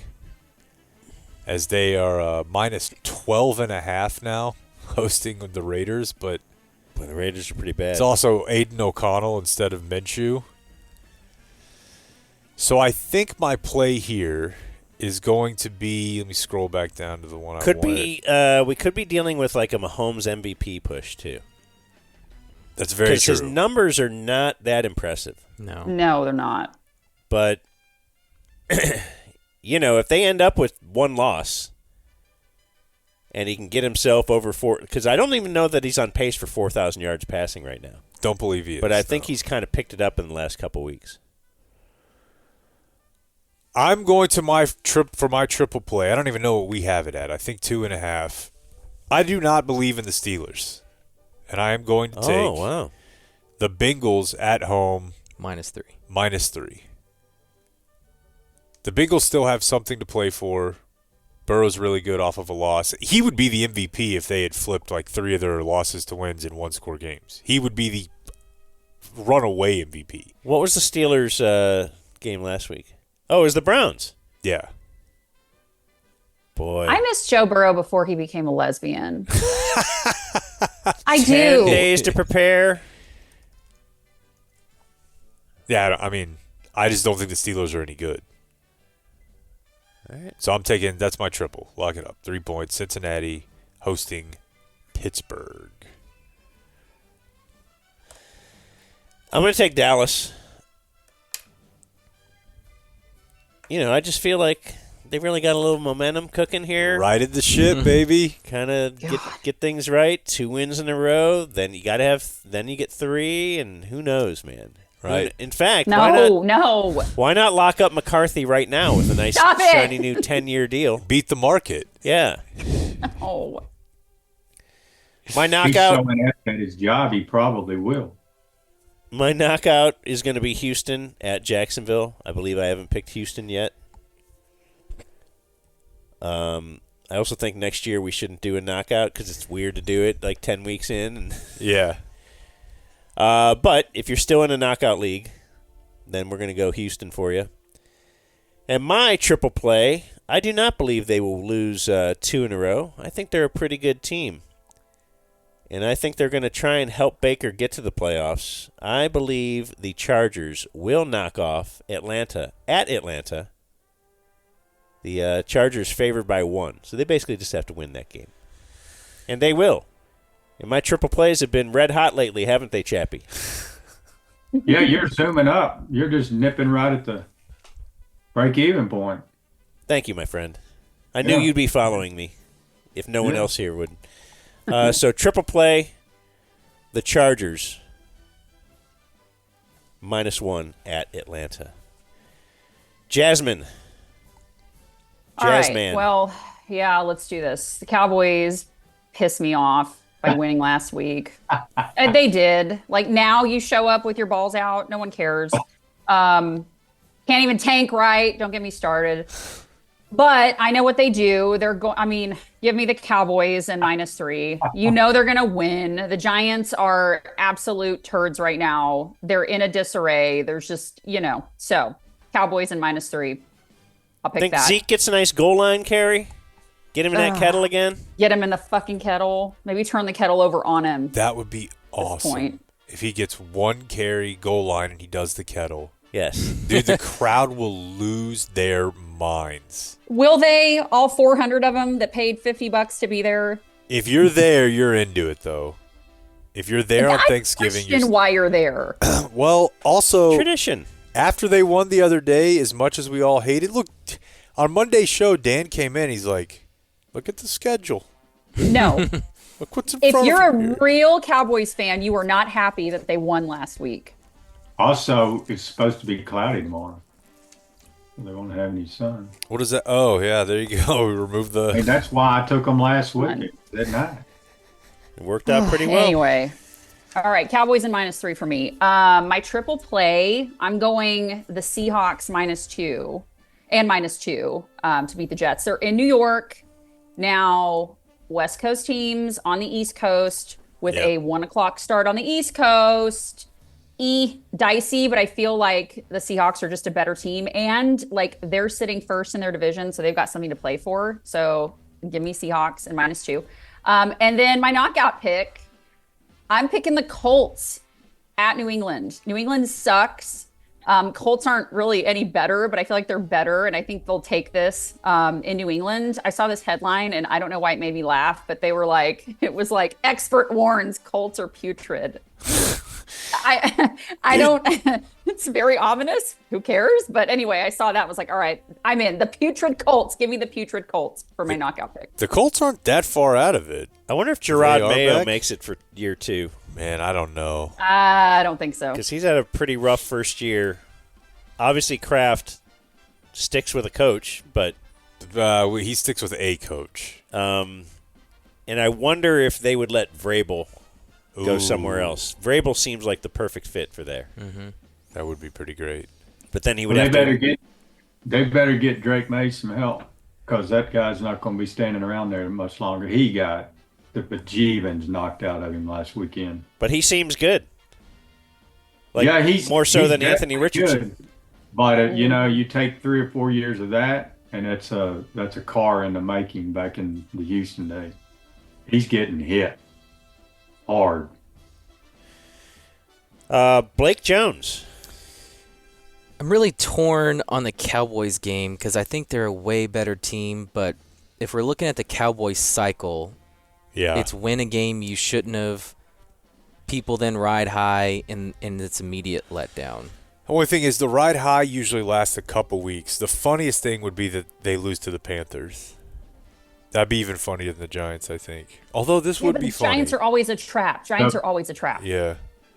But you got to watch those Panthers because, they set Bryce Young down. And, since he's came back, not to steal any thunder, the last 3 games, the Panthers have been competitive in every one of them. You're right. I'm going to switch my pick. I'm going to go Cowboys -3. The Giants don't have a coach. They don't have a GM. Their players are mad. There's no way they win, right? Unless they, you know what? The other theory is they give it to Malik Neighbors on reverses, jet sweeps. They get him the ball and open, they do whatever they can to pacify him. That's kind of a blueprint for a receiver that he's a threat. That didn't get touched in the first half last week. You're probably going to see him heavily involved early, and he might go nuts.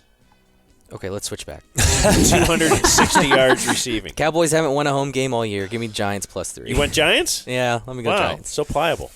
Knockout, we're getting real thin. So give me the Commanders as they are going to avenge their loss to the Cowboys last week. They got the Titans. And Will Levis proves to be kind of a must-win for them. I don't know if they got to write things, man. Yeah, and they will against the Tennessee Titans. And Chappie, I'm with you. It's hard to make up ground when everyone around you is doing well. So I'm going to start attacking those above me, and I'm going to set my sights on Jake this week. Give me the Steelers +3 with 10 days rest. Come and get it. Showdown. There you go. This could be the game T.J. Watt wins his MVP. There we go. Yeah, and Orlando Brown is supposed to play, but left tackle could be out there, but we'll see. Well, Chappie, you are left.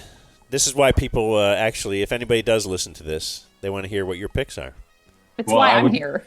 I would pay attention to Akash and Jasmine first, but that I would have preferred to see Tommy Cutlass back there myself. Drew Lock is a serviceable guy. But, the last 2 games, Cooper Rush, he's put up some yards in the air. I mean, it's not like he's just turning in. He's been 300, 275, 300. I'm taking the Cowboys -3. What I think is a bigger issue, forget Neighbors, forget that you might have an upgrade at the QB position. I think you got a lot of problem with that team with dissension on how they handle Jones. There were people pissed that they benched him.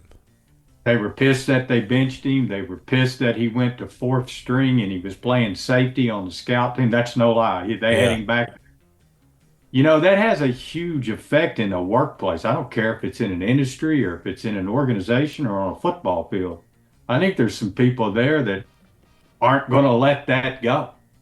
And they got the brakes beat off of them, Dan, as you know, picking the Bucks last week. That game looked like a sophomore team versus varsity.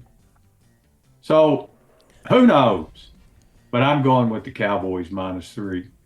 On my knockout, I still got a couple of teams decent left. I think that was more luck than strategy. But I'm going to take the Broncos at home playing the Browns.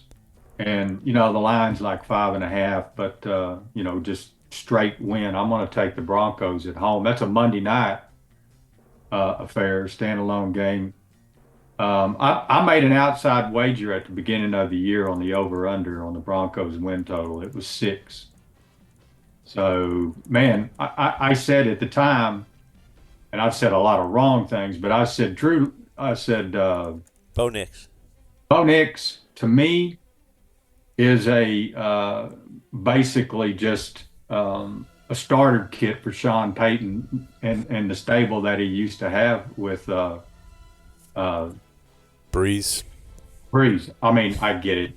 Breeze is a Hall of Famer. But, Bo Nix is 25, 26 years old. He played a lot of college games, probably more than anybody.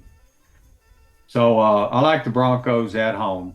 Yeah, that's interesting how that's been you think it could be a positive, but, who was the Browns quarterback they drafted? Brandon Weeden? Was it Weeden? Yeah. He was like a 26-year-old rookie. Or 28 or Yeah, but that wasn't because he played a ton in college. Yeah, it was baseball. Oh, is that why that was? Yeah. Okay. So, for example, Bo Nix, who's the other one we were just talking about the other day? It's transferred all over the place. Yeah, because, Trey Lance didn't play in college hardly at all. Yeah.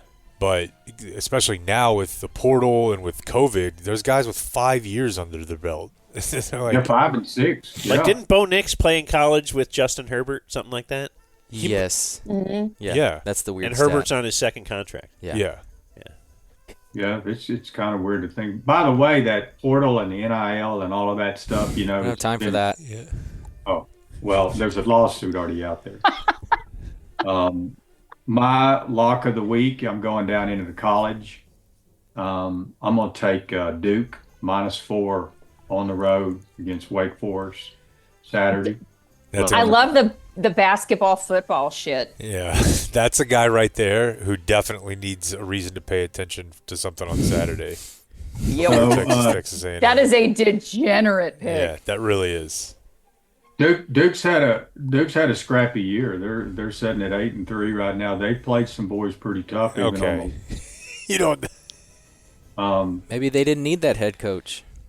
Well, you look at similar games that Duke and Wake Forest have played and do the matchups. You can see. Yeah, nobody does for football though. Okay, well, Duke -4 on the road is my pick. Chappie's Lock of the Week. All right, well, gobble. Jeez. Huh? No? That could mean something else around other parts. Whoa. Wow, Jasmine. I'm not No, familiar I with had your a game. really, I'm serious. I had a really, so back when I had a fantasy football league that I did every year, we had the token slut that was in our league, and she would do her picks naked. I'm not joking. Why would you do that? Wow, what a good time for the meeting to end. Oh, it says Zoom meeting ended. What so happened? I guess we're done. What happened? So now we're done. Jeez. All right.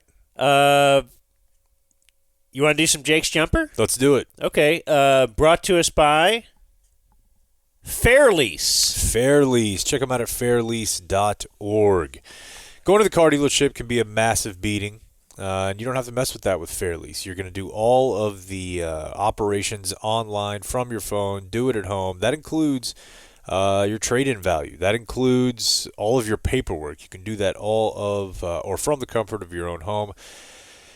It's the easiest way to do this. It's going to be fair. It's right there in the name. You're not going to have to deal with some bro with bleach blonde tips in his hair who's just absolutely, crushing bicep curls while he tries to finagle you into some unfair deal. No, not with Fairlease. Fairlease.org. You'll save money, drive now, pay later, 0 money down, no payments for 60 days, 36 to 60-month terms. You'll get peace of mind with Fairlease. So don't go spend your whole weekend at a dealership, your off time. Just do this via Fairlease at fairlease.org. 2, 3, 4. Basketball, give me the ball because I'm gonna dunk it. Hey, all right. The Mavs have played a lot of games since we all last spoke about the Mavericks. And they've played some fun ones. This team is not boring. Let's go back to Friday night. Friday night, they were on the road at Denver, the first of a 3-game stretch. And that was a wild-ass game. It was no Luka, and it was relatively healthy Denver. I think they were without Aaron Gordon, as they've been for a while. And that was a game where Dallas was up, and they were down. They looked like they had it wrapped up. And then basically, I guess the long and short of it is they won a close game against a really good team, and it was on the road in Denver to boot. And without Luka. Didn't they recently have a team meeting, too? Yeah, I saw something about that, but I don't know which game it was after. I think that was during the streak, wasn't it? It was before this Denver game. Yeah. I thought it was right before the Denver game, or right after the previous game, whatever. They had beaten New Orleans, who's, surprise, Zion is in and out of the lineup again. You see his back tattoo? Yeah, I saw something. What was it? Well, he got a back tattoo, and like the tattoo artist took a video and put it on Instagram. And I mean, he's really, really flabby for an NBA player. Yeah, like still. Yeah, because I saw a side by side with that. It LeBron. Said, yes, LeBron at 40 and Zion like at the peak of his, athletic, what should be his athletic career. Yeah, and 23 or whatever. Yeah, to go back to that Denver game, Denver was shooting the ball pretty well in that game, so it's like, man, that's the win of the year right there. And they'd already had the win over Oklahoma City. That's 2 pretty good wins. The Timberwolves win is a good win. And if you just look at a couple of those games in that streak there, the Jazz loss is inexcusable, but Warriors, Nuggets, Suns, the Jazz loss was by 2 points. They flip a couple of those. I mean, I still think the exact same thing I thought about them at the start of the season. They're really good. After the Denver game, there was Miami on Sunday night. That was a super close game that Dallas easily could have won. But they had played the night before in Denver, flew to Miami. So once they sort of ran out of gas a little bit towards the end of that one, Miami was on like a 10 or 11 days rest. Like some sort of scheduling quirk, or it was maybe that's not it, but it was some sort of scheduling quirk where they had played in Mexico. Let's see here. They had, it was 6 days off, and they had not, and at that point they had only played like 4 home games. They've played way fewer games than anyone else in the NBA. Like Dallas has played 18, Miami now is at 15. But I say all that to say, once that game was going to overtime, Dallas was not going to win it. They were out of gas. And in both that game and really the Denver game, even though they won the Denver game, the problem is when Kyrie leaves the floor.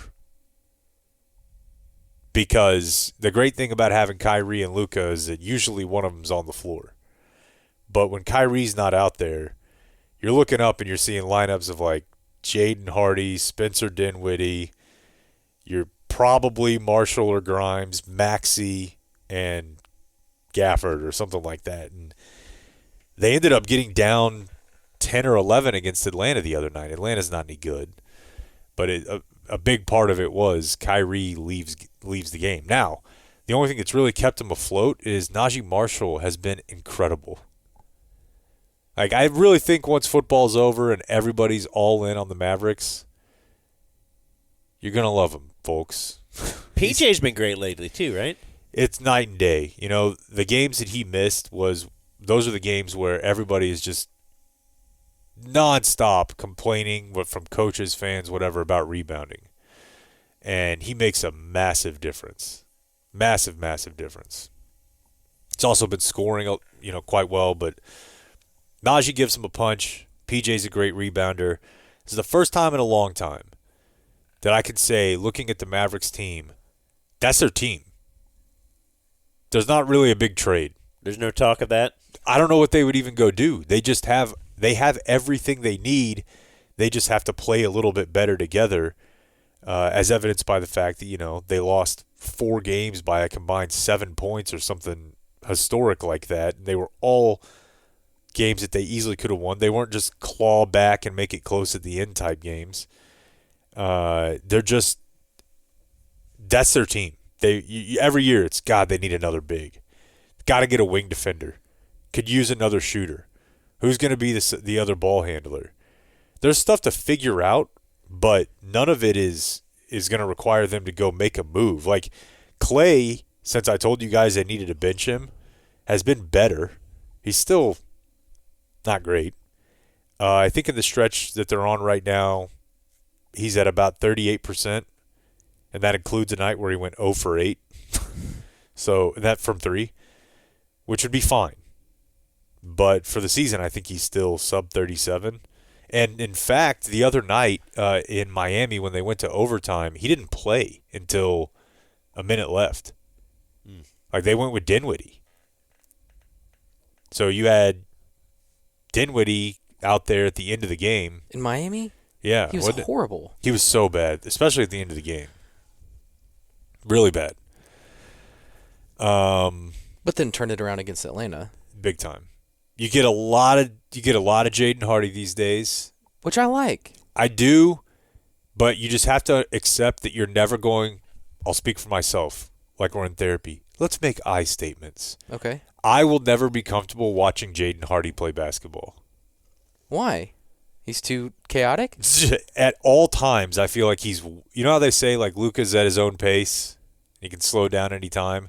I just feel like Hardy is always like, fuck, I'm late to somewhere. Holding the sprint button at all times. Yes. Like he'll take a shot way too early in the shot clock, but he's hitting better. His shots, it has been better, but he's a really nervous looking player to me. Yeah, you're probably right. But he had a good game against Atlanta, and I think when you throw him out there and he knows he's going to play 20, 24 minutes, he can score. Oh, he's a scorer for sure. But you're right. I mean, I think when he has scattered minutes here and there and he plays 6, 7, 8 minutes, he tries to do too much. Yeah, I mean, in that Atlanta game, there was a stretch where he was turning the ball over seemingly every other possession. He ended up with 6 in the game. Yeah, but he scored decent in the second half. Yeah. I like him. But he's just not young anymore. You know, they've already decided they wanted to bring him back on a 3-year deal. I don't know if it's ever going away is what I'm saying. But Yeah. there's a place for him in the NBA in a rotation for sure. And then Kyrie has just been incredible. He's amazing. And it got me thinking, this is probably a conversation for another day, just about how weird following Kyrie has been. Because for sure, when he wasn't a Maverick, we were pretty critical of the guy. And I think, I described him as he's like a college student who just learned a few things and now thinks he's the smartest person in the world. Says big words. Yeah, which I'm sure people would have accused me of still to this day. Yeah. But he spoke his mind on some things and it got him in trouble. The whole thing is weird because I think he's grown as a person, but I also think society has changed a little bit to where some of the stuff that he was kind of espousing, a lot more of the public agrees with now. Yeah. Like, for instance, the mandates on vaccines and all that. Yeah. Which was, even we said it at the time, and I'm pro-vaccine for sure, but it didn't seem logical that,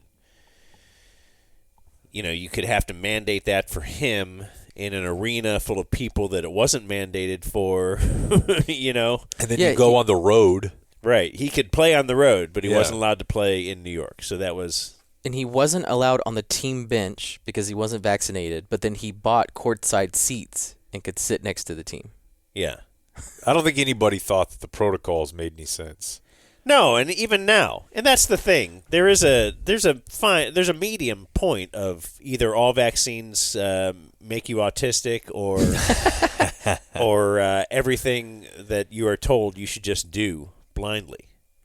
Yeah, there has to be some kind of a medium, and it was just a weird time. You got to understand science too, right? That we just if there's something you don't know about, you tend to err on that side of caution, which we were doing early on. Not touching any, or cleaning every surface right away, and the whole even yesterday I was thinking this as I went out of the bathroom at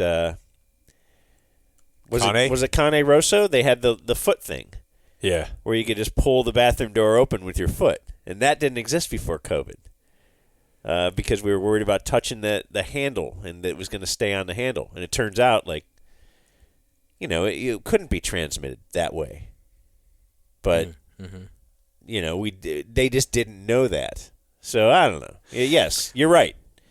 As time went on, all of a sudden it's like, yeah, Kyrie, maybe he was on to something. But even we played the audio, and when I say we, I mean you two, played the audio of him saying, like, I want a life outside of basketball. And I don't know, I feel like that's lightened up as well. Society, yeah, like a lot wanting, let's allow Simone Biles some mental time off. It's also... And that's not the way it had been in society. You do not... there's mental time off in the off season, my friend. Not now. You also have to be playing really well. Yeah, that helps. And he's doing that. Yeah, for sure. There's also kind of a weird thing. But he was an asshole to media. That's what I was going to say. I don't think all that stuff was made up. To everybody around him. Yeah, like he was a product of growing up, being able to fire your coach when you're 11 years old, and that's how good he's always been. And then he was a jerk in Cleveland. Like a total asshole. And he was an asshole in the room. And he wanted out of that room. And then he did go up and blow up Boston. There was a lot of reason for hating Kyrie. He's not that guy anymore. And that's just the same way as you with your wife or whatever. You're like, how'd you learn that stuff? Like she used to do stuff. Like that's not the person she is. Don't ask your wife if she ever had a threesome with two dudes. Don't ask her. You don't want to know.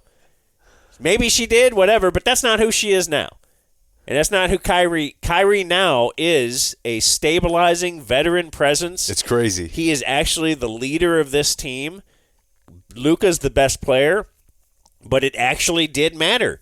All the things he's been through has made him be able to be this person, to have been in LeBron's shadow. And then KD to a certain extent. He was clearly the better player. He knows how to be a superstar, yet still somehow, not totally be subservient, but defer to the guy that's on the next level up. And he doesn't mind it now. He's probably great at him when he was a young player. Like this LeBron came in and I was the guy, and then all of a sudden now he's the guy and I'm just his little buddy. He pats on the head, and I won that championship without that shot. Like, and it's true. That's a natural mindset for a 23, 24-year-old. Right, and now he's a 33 or whatever he is now. I don't know how old. It seems like he should be like 35, but he's probably younger. Early 30s. Yeah, I guess I know there are a lot of people that would say like, "Oh, you guys used to kill Kyrie. What about now? Because he's a Maverick." And I'm saying, part of it, but also legitimately, I do think it's a different public person. He treats people differently. He treats the support staff around the Mavs differently than I have heard. That's all you hear. How he used to treat support staff around the Cavs.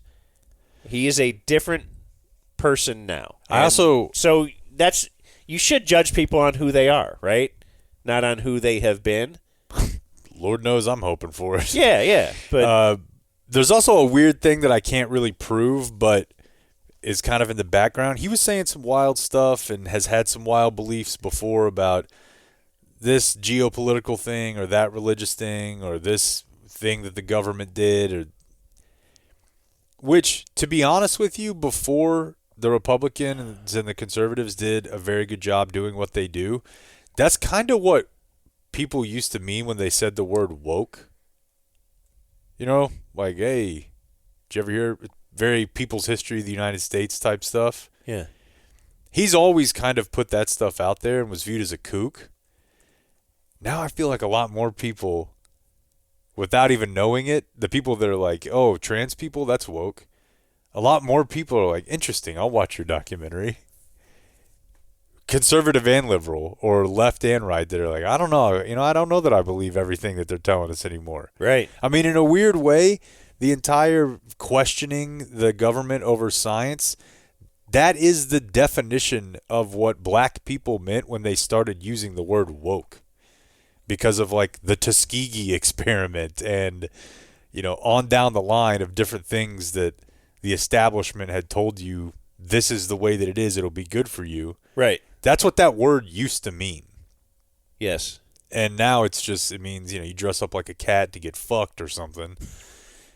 but I feel like all of society has sort of moved in this, like, has become more woke. Yeah. Yeah. And so people don't look at Kyrie as much anymore, like, oh, this guy's he's off his rocker. Where's his head at? And I think that's how the Earth is flat stuff started.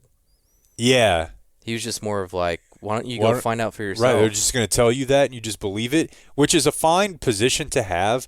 But even people who have that position, you have to be able to still be reasonable about some things, like the shape of the Earth, and say like, all right, my whole milieu, my context, the way I view things, that doesn't have to apply to everything. Yeah. I can still take it at their word that they got that one right. You need a safety net of something to agree on. Exactly. Gravity is real. My last thing, I want you guys to yell at me if I walk back on this. Not game to game, but overall, Jason Kidd is a good head coach. Sorry, get over it. Just gonna have to deal with it. You're saying overall? Yeah. They have won in so many different ways. And maybe that's part of the problem, is that every year they have to figure out how they want to win. So not micro in a game. I still have my questions on that. X's and O's. Hell, I would have played Clay over PJ to start in overtime the other night. I'm looking at that like, why is PJ or Spencer Dinwiddie out there right now? This is crazy. It's Klay Thompson. I don't care what he's been doing. He does a lot of stuff that I find maddening. I wish we didn't have to go through this charade of starting Gafford for 7 or 8 games when we know that's not what's going to happen for the rest of the year. But, dude, now they're in like the bottom 8 or 9 in threes per game, when they've always under Kidd been really high, and they can run it, they can win at pace, they can slow it down. Their defense is consistently top 10 with him when they're healthy or under his tenure. Like I wonder if he's also coaching for the whole season too. It's his. He says it all the time. Some coaches don't do. Yeah. Like realizes, just like players have to. You have to pace yourself for the that's the season that really matters. So this does matter to an extent. You don't want to be a play-in team. And they are right in the now. West. I mean, yeah, the West is stacked. This feels like the old days of, when the Mavs.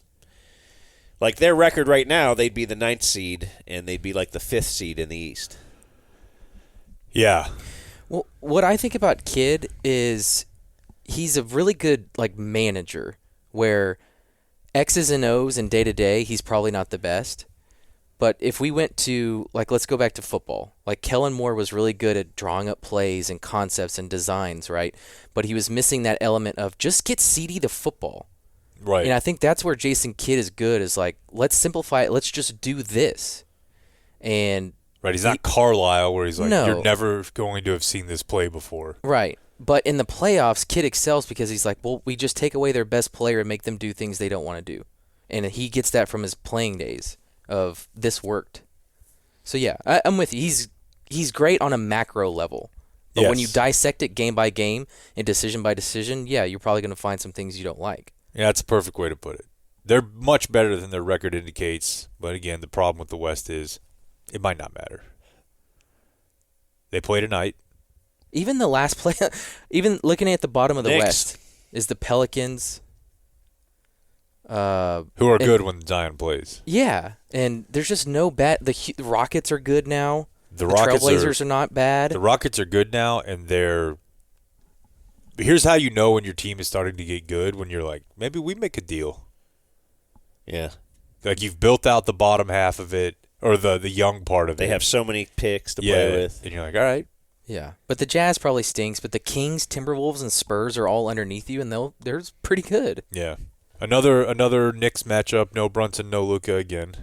Oh, no Brunson? Okay. Well, that they're not both out there together. Sorry. Oh, all right. But yeah, they have not played. All right, that's my Mavs. I'm pretty fired up about this season. All right. Well, now here's Jake. It's Jake again. He's still here. Yep.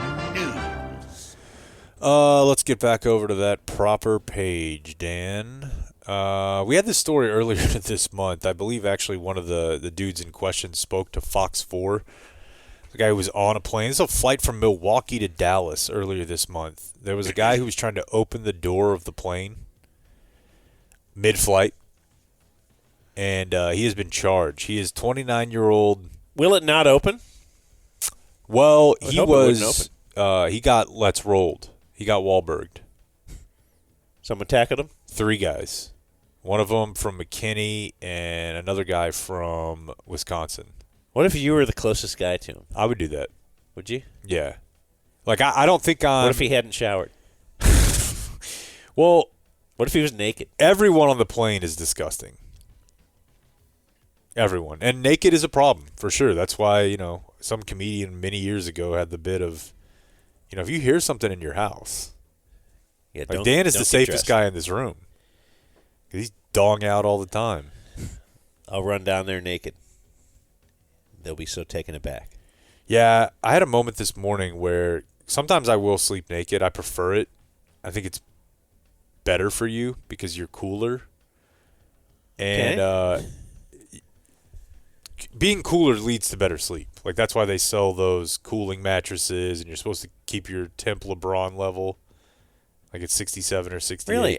I found that I don't like the flannel sheets because of that. Like the thin one, the whatever other thing they're called. Whatever the other regular sheets just are much cooler. Yeah, no, sleep, they call it sleep hygiene. But it's the whole thing of getting it and it's all LeBron, all the stuff LeBron does. Get it as dark as you possibly can, which is why people use the eye mask. Love the eye mask. Ideally, don't be looking at a screen for, they say like 2 or 3 hours, but even if you can just get like 30 minutes to an hour. What? And no one does it. Yeah, I'm looking at something 5 minutes before I go to bed. Yeah. I wear headphones, though, to block out noise. What do you wear? Big Sony headphones to fall asleep. Do they not get uncomfortable? Yeah, then I don't wake up with them on. Yeah, I don't. I'll wear I have those Bose pods. Yeah. That someone gave us, but you're not supposed to drink water a couple hours before bed. I do abstain from that. Not supposed to eat a few hours before bed. Same. And that helps in other ways too. But sleep, being cool at night that's very helpful. So you're sleeping better, and rub one out. You could do that anytime you wanted. But I did think this morning, I have a weird setup at our house where I lay my workout clothes out outside of the room. Because, like, once I get up, I don't need to go back in there because I'll get something thrown at me. Like, I get up before everyone. Get something thrown at me? Like, she'll wake back up and be like, what are you coming back in here for? Oh. So I just lay everything I need out the night before outside of the room. But in a world, if she got up before you, just come back in there, slamming shit around in the kitchen, need pots and pans in the bathroom, coffee, closing the dryer. Are you weed eating the bathtub? Yeah. Why'd you bring that? Running in here? the lawnmower through the living room. No concern at all. It's just a tornado if she's up before you. But yeah, I'm sneaking around, getting dressed in the living room. Oh my god, dude! Like I'm pulling a caper. Close the door, catch it right before it latches, and then just slowly turn it and do my best. But so yeah, you and I live the same life. Yes, if my sleep mask slips off, my wife will just fire up the light, like the big light in the room, not the little one next to the bed. Unbelievable. And then she'll be like, "Oh, sorry." No, you're not. Like, yes. Well, you know why it wouldn't? You know how it wouldn't have happened if you were thinking about it, which is how it doesn't happen to you whenever I come in, because I think about it. Boy, I just had a flashback of. In my case, it was my mom. Well, I think we know Dan's. Your parents' methods for getting you up.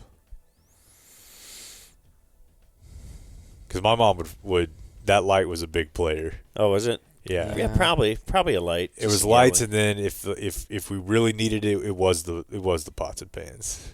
Oh, okay. Really? I never got that. My dad liked throwing stuff from the freezer in my bed. That's a great one. I didn't find it funny. That's a great one. Anyways, the guy who was trying to get out of the plane, 29-year-old Abdul Al-Jabbar Olaruntube Olaye. Okay, so you'd have tackled him because you had your eye on him the whole flight anyway. Right. He has been he's been charged, and he could face up to 20 years in prison. I didn't know that was that. Air law. It's out there. Nobody knows anything about it. Charged with interfering with a flight crew by assault or intimidation. He told flight this guy saw too many movies and was clearly crazy. Told the flight attendant, quote, "I am the captain of this flight." But he wasn't? No, he was not. What would it suck everything out? I think so. If the door did open? I think that's the deal, right? I mean, I think you've seen like a window burst or get smashed out, but that's like a small little. What do they do in that case? I mean, I've seen people sucked towards it. Or wasn't there a woman who like broke her arm? I don't know. A woman in Dallas, an influencer, 35-year-old Ashley Grayson, she's been sentenced to 10 years in prison. She tried to hire a friend to kill 3 people. She ran a business as an online course coach and developed a following on social media. Tell me how much this bio description makes you want to vomit. Business coach, course creator, and philanthropist. Of course. Like every person on The Bachelor. Those are anchored phrases. She offered to pay a Memphis couple to kill 3 people in 2022. So the 3 people, what I respect about this is that she just had a slew of people in her life that she really hated for different reasons and thought, why don't we just take care of this all at once? The 3 different people. 1, her ex-boyfriend. 2, another Texas woman who made negative social media posts about her. And 3, a woman in Mississippi who ran a business online similar to hers. Was she looking for like a bulk discount? Right. On killing? Yeah. Black Friday deal. If you can think of a 4th, I can really do you some solids on the finance front. But this is funny to me. It's not like, hey, I'm going to have all my business partners whacked. Do murders for hire ever work? Oh, yeah. And you just don't know? Yeah. Definitely. Yeah. That's cool. I mean, I could see if I was had to kill someone, I would probably want to hire someone just because I don't think I could pull it off. I know you couldn't. You can pay them in Bitcoin. You could. That's the way they can't track it. Yeah, now I believe in her case. But you would have to do all this verbally. Yeah, unlike what she did, something which was use PayPal. To send. You think she put like the ninja emoji? Yeah. The knife or the gun Water or something. gun. So she's getting 10 years and Airplane Guy is getting 20? Airplane Guy could get 20. That doesn't seem right. And he probably won't, but you'd have to think if he's facing 20, he probably His gets 10. name is Abdul. That probably didn't help him, folks. The woman in Memphis that she was trying to hire recorded a video call when she was told.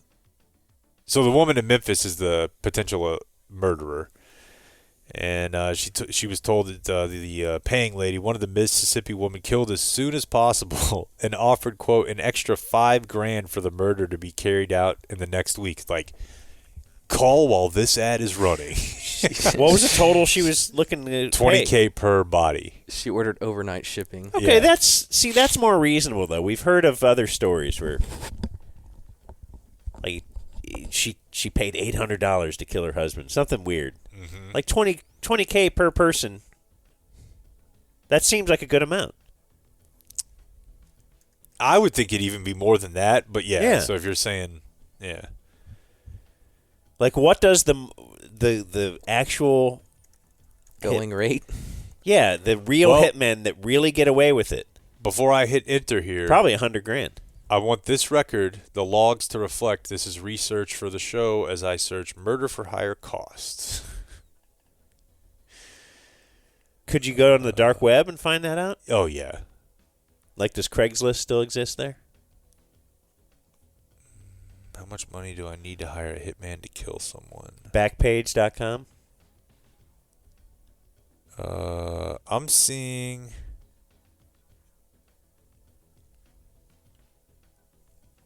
Okay, this is wild, dude. Killing Eve. You ever watch Killing Eve? No, I know I should. It's pretty good. Oh, my God. Much? There's a post here on Quora.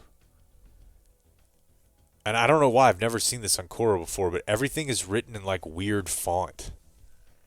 Like, to people responding. Like, it's all extra spaces.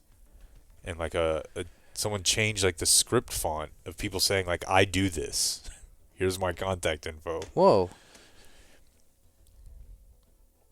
What's he charge? This guy says, information like this are hard to come by. If you ever require the service of a hitman, a simple way to do that is to go to the dark web and find one, but the issue is that not everyone will have access to it. I will make it easy and refer you to someone I met the dark web, and he did a clean and professional job.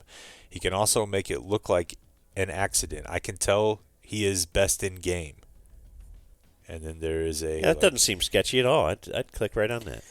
It says you can find one for $5,000, a beating for $2,000, or death by torture for $50,000. So it's like an a la carte thing. You can pick what you want. The beating, that's cool. Yeah. And we could whip his ass for $2,000. Like, it'd be cool to go to work Monday and you see your nemesis, like, with a broken nose. Looking like Jay Leno. Yeah. Yeah. That would be. Like, you'd feel satisfied you spent that money. Yeah. It's way less guilt. Yeah, and you're how long are you going away for if you get caught trying to hire someone just to beat for a someone rough up? Yeah. Probably not that long. Yeah. If it's 10 for 3 murders. Yeah. Take a little vacation. It'd be great. Get some meals, get a workout in every day. You can make friends, of all different types of people. Maybe get yourself a tattoo. You've always wanted it. Yeah. Teardrop. Yeah. Could I be in prison and never get a tattoo? I'm sure it's possible. I don't want to desecrate my skin. Have you desecrated your skin, Blake? Does a nipple piercing count? No. No. Tattoo. You don't have any desire to have a tattoo?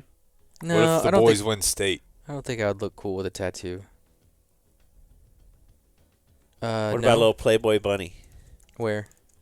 I don't know. Your ass. Yeah, maybe at $15K. You'll get a tattoo if we get 15,000 subscribers? Yeah. I'll do that. Well, yeah, I mean, I guess for me it's not as big of a deal, but yeah, I mean, I'm up for a lot. For I think I would. 15,000. Yeah, I think I would do anchor on my bicep for 15,000. That'd be awesome. That'd be funny. Yeah, I'll go Playboy on my ass. Have you guys? My last story here is the only Thanksgiving related story I want to do. You guys tracking these Texas A&M tickets? No, but I'm intrigued. I saw it was like the highest priced college football ticket ever. The average ticket to get into the game Saturday at Kyle Field is $1,100.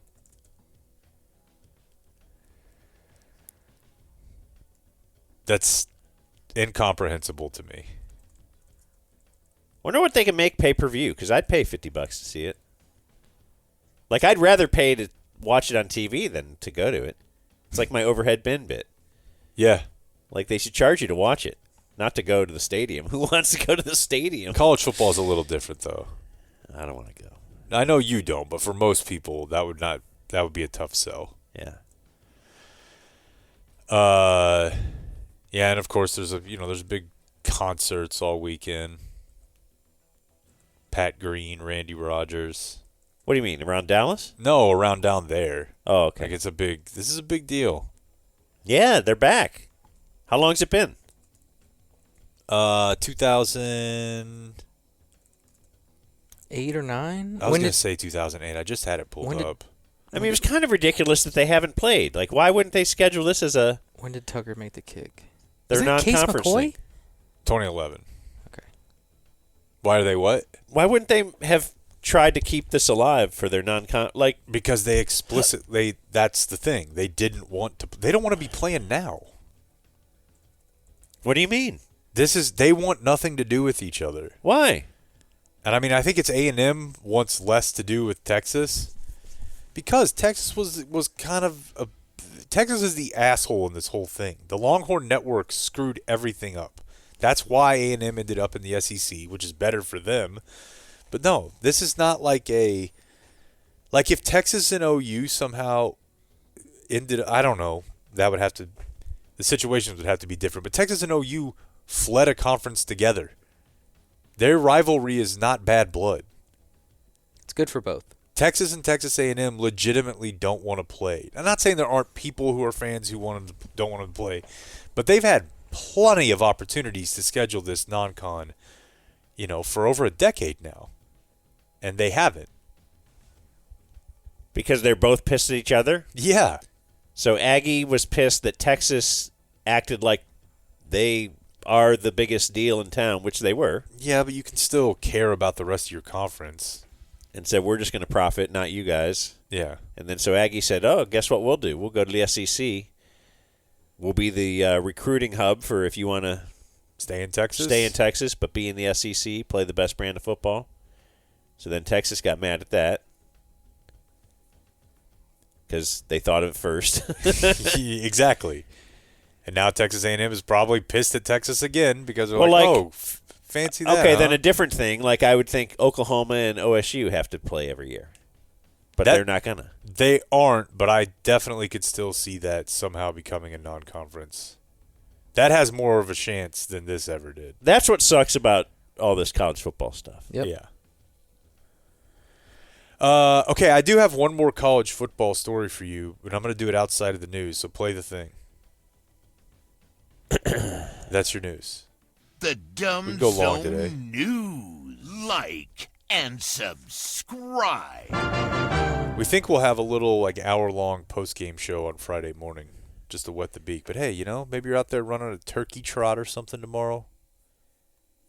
Catch you some content for Thanksgiving. Turkey bowl. Never really did that. No? We'd go throw the ball around in the front yard, but... Yeah, I don't think I had an official game. Certainly the night before Thanksgiving, like tonight. Hard. The biggest drinking night of the year. You go hard. Like it was the real one. Not like New Year's Eve was amateur night. Yeah. Because everybody's out and people that just have a beer or two. Olds as well. Yeah, everybody's, that didn't count. I mean, we'd still get, go hard, but this is the one where the real ones are out tonight. The boys are back in town. My God.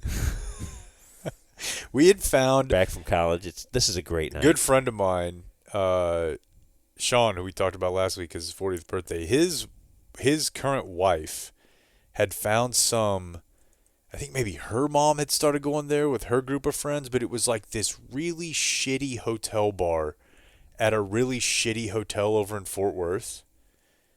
And for some reason, we all started going there every Wednesday night before Thanksgiving. We went for 8 years in a row. That's a great tradition. It was people, they would have cups made. Yeah. They're like the night before Thanksgiving. But that's awesome. And it'd be 30, 40 of us. And again, never went to this place the rest of the year. That's even better. It was awesome. That's special. So my college football story for you, and I don't know if Blake's tracking on this at all, but Dan, do you know what's going on with Michigan, LSU, and recruiting right now? Tell me, is it something about where money whipping is a Barstool guy involved or something? Yeah. Okay. Dave Portnoy?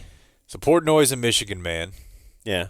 And he's pretty loud about it, and he said on one of their shows a couple weeks ago, like one of their college football pick shows, it might even have been last week, because Michigan, coming off of a national championship, they're not doing well. They suck. And he said something, because he's a guy who will take his money and exact revenge or piss people off or just whatever he wants to get done. You can hate the guy, but the way he treats his wealth is very funny. Yeah, he makes everything a bit. He'll get, hey, I'll buy this company and fire you. Yeah.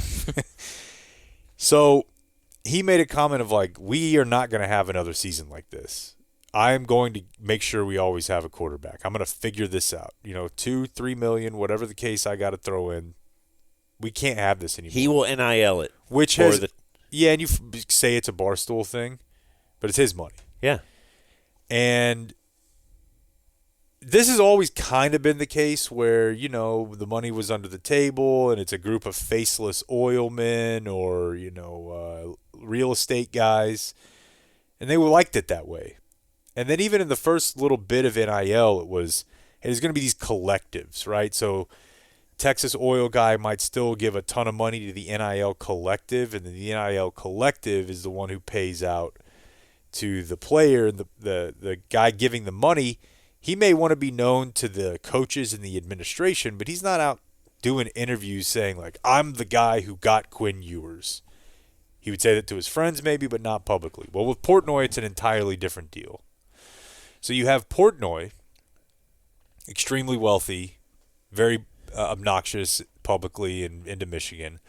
And then you have one of the richest men in America who was dating and is now married to a Michigan fan who's a Barstool fan. So I'm going to play a little bit of Portnoy describing this. I was trending worldwide when it happened, I think all the way up to 9. Everyone's like, oh my God, Dave got Michigan, Bryce Underwood, and it all stemmed from the pick'em when we were just talking. I said, I'm going to go get us a quarterback. And it should be noted at this point, if you don't follow, he is the number one quarterback in the nation and was committed to to LSU. Okay. When we were just talking, I said, I'm going to go get us a quarterback, and I'll put my own money, $2 to $3 million into this thing, and I'll make sure we have a quarterback, and this will never happen again. That started the ball rolling on what will be known forever as the Renaissance of Michigan. I got a call from the Michigan football team, right? And they said, hey, there's this donor who wants to talk to you. I said, I'm doing this myself. I don't need to talk to anybody. They said, please. This woman's a big fan of Barstool, big fan of you. She'd love to talk to you. Her name is Jolyn. Like, all right, yeah, listen, I'm working on quarterback. I'm studying the field. What do we got to do? They said, oh, her husband, by the way, is a guy by the name of Larry Ellison. You ever heard of him? I said, Larry Ellison? The number 2 richest guy on the planet? Yeah, I'll take that phone call. That night, we're on a Zoom. Me, Jolyn, Larry Ellison. Do you guys know who Larry Ellison is? I've heard the name. He's the guy from Oracle. And we're talking. Oracle, software. He's, I don't know what his rank is, but it's high. He's like a Steve Ballmer. Second wealthiest in the world. Yeah. And I guess he's dating a woman who's into Michigan. Now, it's not his wife. I think I said wife. He's been married 4 times. I think Portnoy said wife. It's just a lady he's dating. Okay. Jolyn, Larry Ellison. And we're talking, and I'm like, Larry, where'd you go to school? Oh, Illinois. All right. Jolyn, what about you? Michigan. Interesting. When'd you go to school? I believe she said the guy who didn't wear headsets. Brady Hoke. That era. Brady Hoke era. And she said, I never want to live that era again. We're the national champs. I have 2 kids. I can't stomach waking up on a Saturday knowing that we're not the best team on the field. I said, I'm with you. What do we have to do? What do we have to do? I know what we'll do. Let's set up a call tomorrow night with Bryce Underwood and his parents. And we talked and we pitched Bryce. I said, listen, first of all, Barstool and the marketing, but more importantly, Larry Ellison and Jolyn, nobody can match this. This guy's a legend. And we pitched, but oh boy, Michigan's back. And I didn't know how it would come about or the role I would play. But Jolyn, on that first phone call, she's like, I needed somebody to step up from Michigan and show that they cared as much as I did. And then it was like the mega powers uniting. Listen, and I knew it. I texted Jolyn. All right, he keeps going. The point is, he's obsessed with Michigan. This woman is obsessed with Michigan, despite the fact that Michigan has been contacted. They say no one named Jolyn ever graduated there. Doesn't mean she didn't go to school there. Ellison has been photographed at a couple tennis tournaments with a woman wearing a Michigan hat. But other than that, there's not a whole lot about this woman online. It might just be a lady that one of the second richest guy in the world is nailing. And she really likes Barstool. And she really likes Michigan.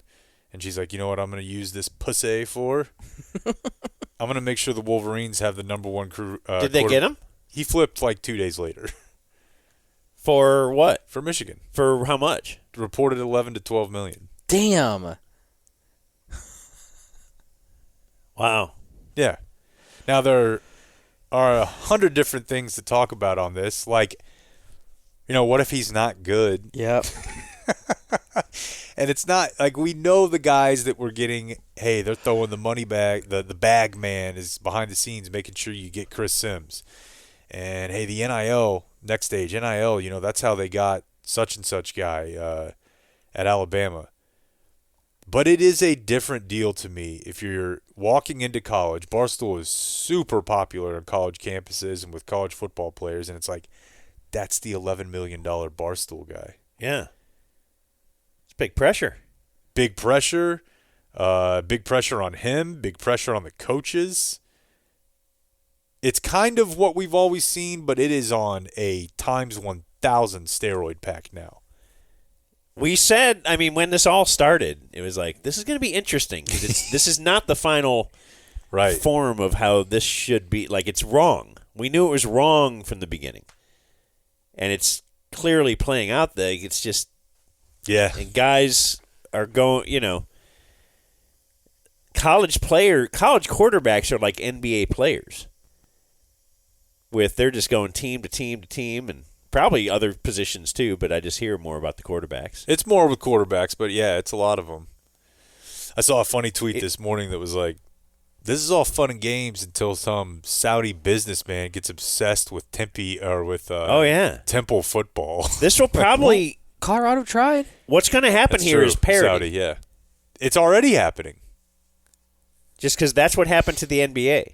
That's when you stopped having, you know, the same champion 5 years in a row or whatever. Yeah, you were right about that, and it's already happening in college. And it's more the depth, right? It's I'm the backup, and I need to play. I want to play sooner. I need to, get out there. So you can't just own them for 4 years and, well, you just do whatever I say. And one great running back goes down, and now I got another one because that second great running back's like, I need to go somewhere that'll let me play now. Yeah. It's wild. Kind of Deion came along at the exact perfect time for it all. Boy, that's the truth. Because there's no way he recruits without it. That's the truth. And now that's even attractive. And are they still in the playoff race? It's a tough road, but yeah. The whole playoff. Oh, did they lose this week? Yeah, they lost to Kansas. Mm-hmm. Oh, okay. It would be hard for them to get in. SMU's going to get in, though. That just makes it all seem... And you know what else? That diminishes the whole thing. But Boise State is going to be like the 10 or 11 seed, and they're going to be the 10 or 11th ranked team, and they're going to be the 4 seed and have a bye. Yeah, I'm learning about how that's all set up. I'm just learning that, and it does seem messed up. I think it's awesome. So you have 4 conference winners get a bye, but you could clearly have a conference winner that's not as good as the 5th seed, and the 5th seed will have an easier road than the 1 seed in theory. Possible. Yeah. It's wild. So it's going to be... I guess it scratches the itch of chaos, if people like chaos and all that kind of stuff. And more games. Football. Woo! All right. Now let's do this. The Dumb Zone presents... Brought to us by History. Frankel and Frankel. Frankel and Frankel. Personal injury attorneys. Look, people might be driving crazy out there over the next couple of days. They're rushing around trying to get themselves ready for Thanksgiving, get themselves over to friends' houses, families' houses. If you find yourself in a car accident, no matter what time of year it is, you can call the Frankels. 214-333-3333. 817-333-3333. Yeah, they know the insurance companies could try to take advantage of you. Have them working for you. It's kind of like an agent versus the owner of a team or whatever. You need someone that speaks their language. They know what the insurance companies do. They know how to work the system for you. Frankel & Frankel, personal injury attorneys. They don't take no for an answer. Is that true? I don't know if that's on the copy. Well, call them and see. You'll talk to a partner. 214 or 817, all threes. That's on my list of things I want. Thank you, Frankels. Like, you want to be someone who doesn't take no for an answer? At least says it with some authority behind it. That's why you just don't ask sometimes. Yeah. You know what I forgot, Blake? To transition with some viewer mail birthdays. I know people like to find that if you want to put it on the notes. I have 2 for today. Pre-Thanksgiving. What's up, Scroats? First-time listener, first-time caller. My wife just went into labor. Can you wish a happy DeMarvion Overshone on the Longhorns' birthday to my son, Preston Ray?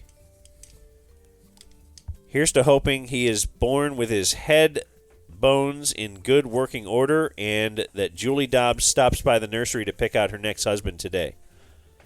Pause for laughter. My leaders are Jake's Elite Rehab Breakfast and Ben Herbstreet's Soul, which is currently trapped in purgatory. I forgot. What was it? Breakfast? Yeah. It was just great. Oh. It was so there was always good scrambled eggs, hard to mess up. Almost always breakfast potatoes, hard to mess up. 1 or 2 meats. 2 or 3 days a week they would have tortillas and salsa, and then sometimes it was chorizo. But I was one day they made breakfast enchiladas, twice they made omelets. I was telling the guy who's there right now about it the other day and was getting kind of emotional. Because like at home I eat a protein bar and a thing of spinach or something, you know. That's my light meal. But back over there, whew. Legalize it and F Scorpions from No Day doubt. 3 DF Cam. P.S. More Todd Meany. From Todd Meany. And I have Notorious VAG. It is my hubby Todd Krumholtz's 44th birthday. Whoa. The great. He lost track on the switch from Patreon to Substack, but he's a Day 1 DF at heart. Mac Brown is his leader. Pour some out. Hook him. He's not dead. From Sarah. Did he get fired? I think It's understood this is his last season there. Yeah.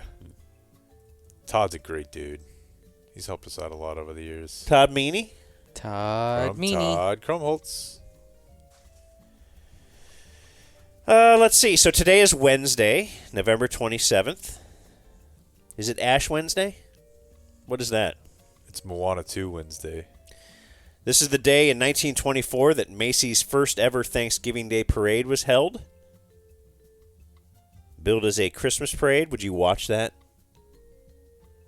Are you familiar with the Macy's Thanksgiving Day parade? I'm familiar that it's on, but no, it was certainly never stopped down. No, never did.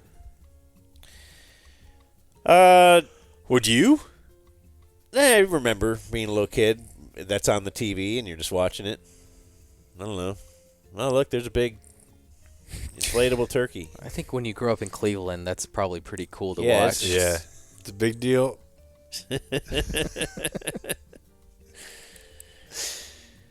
Okay, so this is a story of the media and how the media wants you to know how important they are and why you should be nice to the media. 2 times it happened. In 1941, Joe DiMaggio named AL MVP. So Ted Williams that year batted .406, which is incredibly difficult to do, right? .406, 37 home runs, 120 RBI, 135 runs, 10.4 WAR. DiMaggio, that's the year he had his 56-game hitting streak, hit .357, 30 home runs less, 125 RBI, comparable. 122 runs, less. 9.3 WAR, less. Still somewhat close. Mm-hmm. You can make an argument, but certainly steady ball games. Being an asshole to the media hurt Ted Williams. But it especially did in 1947. So Joe DiMaggio becomes the second player ever to win a third MVP. Ted Williams would never win a third MVP. He has 2. So Ted Williams that year, well, let's just tell you, he lost by 1 point. And you know how they vote for MVP is you vote for a top 10, and it's weighted 10-1. Stableford scoring. So Ted Williams lost by 1 point. That year, he hit 343 compared to 315 for DiMaggio. 32 home runs compared to 20. 114 RBI compared to 97. 125 runs compared to 97. And a 9.5 WAR compared to 4.7. So clearly the better player. DiMaggio plays in New York and all that kind of stuff. He loses by 1 point because Mel Webb was a writer who voted and didn't have Ted Williams on his ballot even in the top 10. He was a writer from the city of Boston. So it was a hometown writer. Yeah. But this guy, he has to be with him every day, and he was kind of a Kyrie Cleveland back then. Gosh. I hope he felt good about that. If there is an afterlife, that'd be cool. Ted Williams goes, but he doesn't have a head. I was going to say, yeah, he left that down here. Goes to confront him. But back then, I'll bet you the sports writers made the same money that the players did. So they're like, yeah.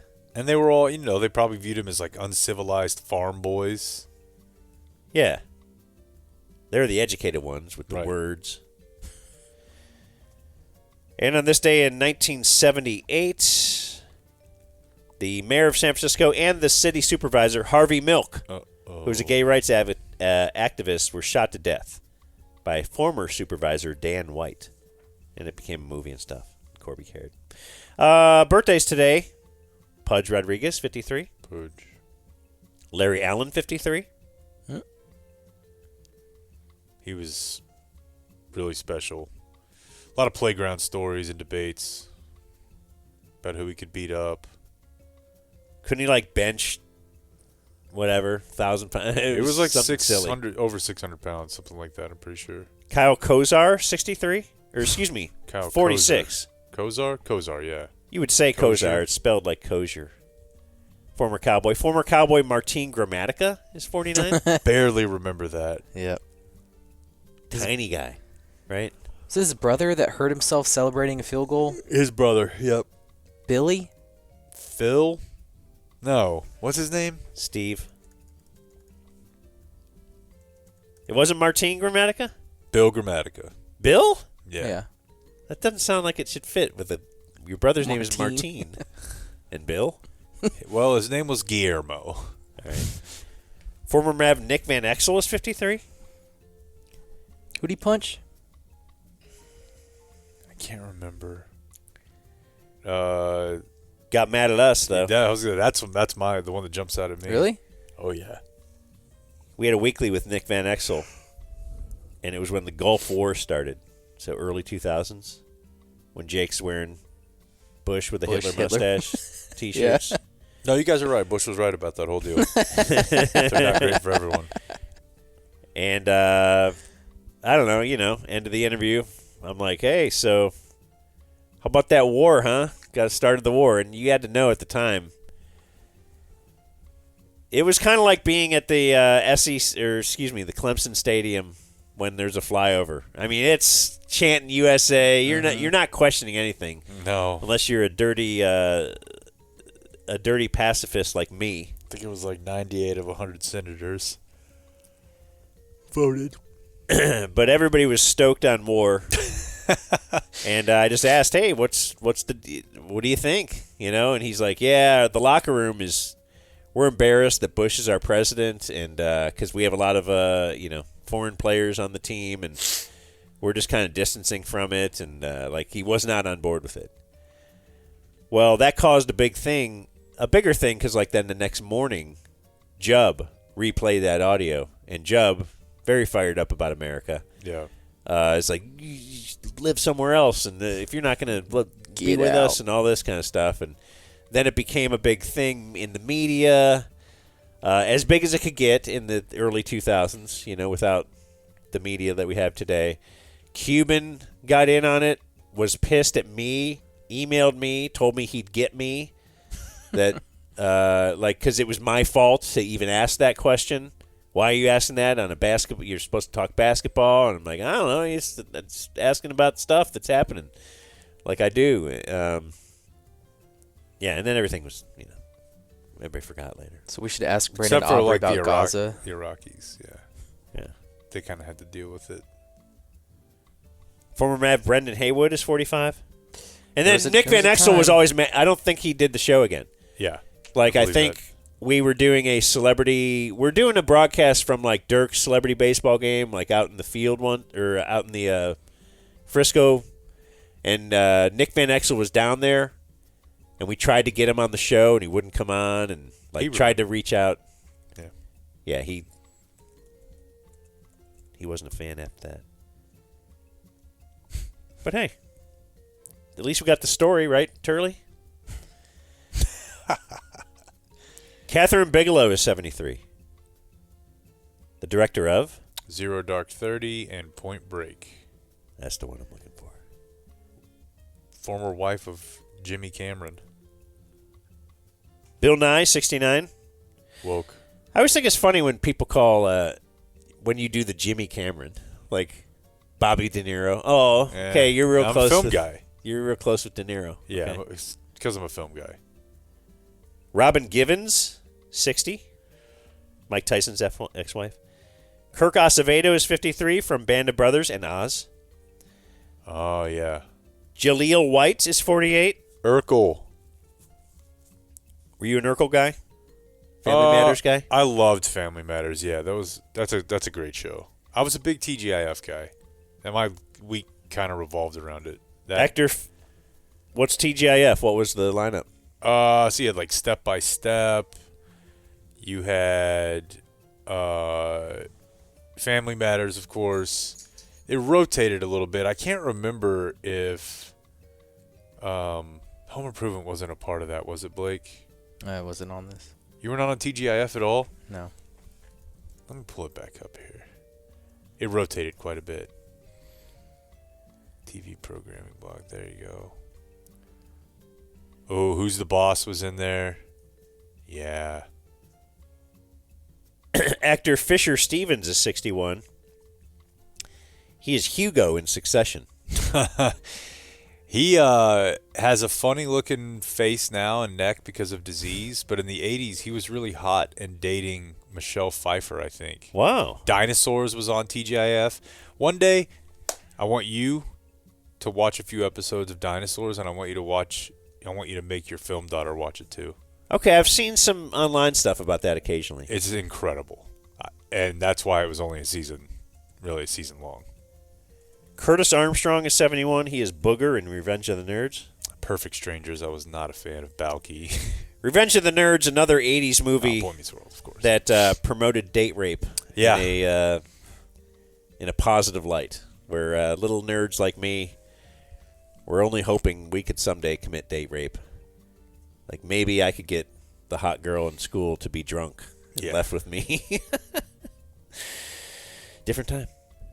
A better day, perhaps. Oh, Blake, I know you watch Step by Step. Steve Bannon is 71. Wow. Steve Bannon? Definitely a Roseanne. Oh, yeah. And rapper Twista is 51. Could rap really fast. He's got a bit, Twista. Play something these hoes up like. Apparently in the Guinness Book of World Records for fastest rap. Yeah, Steve Bannon, a definite Roseanne. Yeah. I know the whole thing. I was trying to do 600 syllables in 60 seconds. And so I don't know what it broke down to. I got up to they counted 598. So I got like the record was 598 at the time. Okay, so that's just under 10 syllables a second. Somewhere around there. Can you give an example of what 10 syllables a second sounds like? My stamina rocking the rhythm, my stamina rocking the lyrical, breaking them up in the from the lyrical manifestation, put them in the lyrical lock. It was fast like that. Damn. Can you do that one more time? My stamina rocking the rhythm, my stamina rocking the lyrical, breaking them up in the from the lyrical manifestation, put them in the lyrical lock. It's a cool bit. You ever try it, Blake? You absolutely did. I was trying to think of what song I liked by his. Overnight Celebrity. No. So this was back in the day when some sports video games would come out with their own soundtrack. Sure. And one year, and maybe they did it for a couple, but NBA Live would ship the game disc and the soundtrack disc. And I wore that soundtrack disc out, and I think he was on it. Probably. Born on this Day Now Dead, Chick Hearn. Let me see what this is. Lakers play-by-play guy from 1961 to 2002. Got a statue outside Staples. Does he? Yeah. He probably should. Yeah, I remember this. But he's rapping about basketball. It's cool. Okay, that's all. Eddie Rabbitt, Jimi Hendrix, and Anders Celsius invented the Celsius scale of temperature. I was thinking the energy drink. What do you think old Anders Celsius saw pop culture wise? When do you think he lived? That's a good one. Anders Celsius, because of course Fahrenheit was the standard until the Celsius is like, what the hell is this? What if we make this by 10? Man, I got no idea. In fact, I have so Just little give me idea. 1 year that he lived. Any year. 1780. I was 1888. Born 1701. Damn. Died 1744. See, you said one cultural thing that he saw, and my remark was gonna be like, oh, like he saw the construction of the Sistine Chapel. Then I realized I don't have any idea when that was.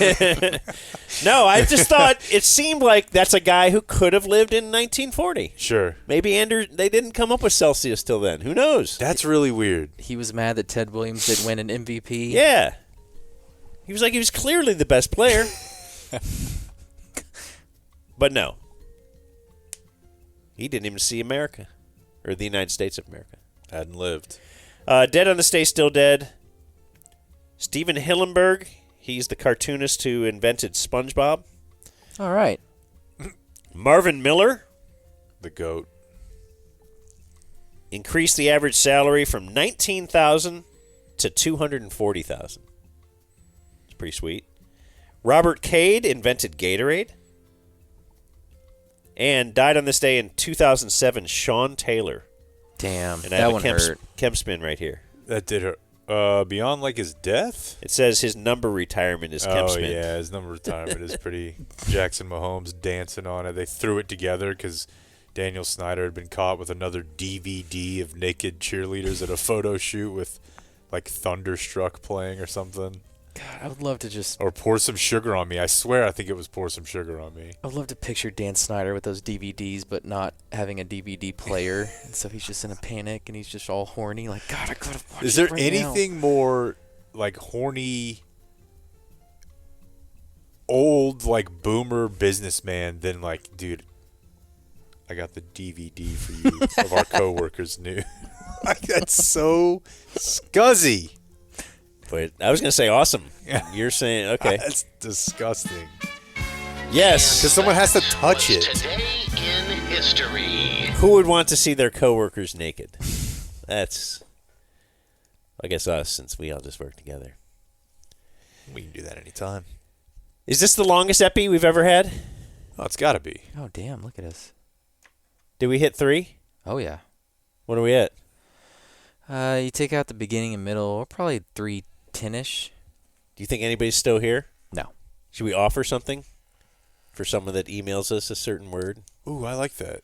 I'll give how about the first 2 people to finish this episode get a free calendar? Okay. It's pretty good. First 2 emails we get at thedumbzone at gmail.com. Yeah. First 2 emails, we'll send you a calendar. We're on the road Monday at a public place. If people want to come join us at Spring Park Club in Garland, they're going to open up just for us to play pickleball. We got to play. Commerce. Watch this space for more details. All right. Adios, mofo. We gotta go before this becomes a zoo. Thank you for watching my video. Subscribe and type for my name if you want to watch more of my videos. Love to eat turkey. Love to eat turkey.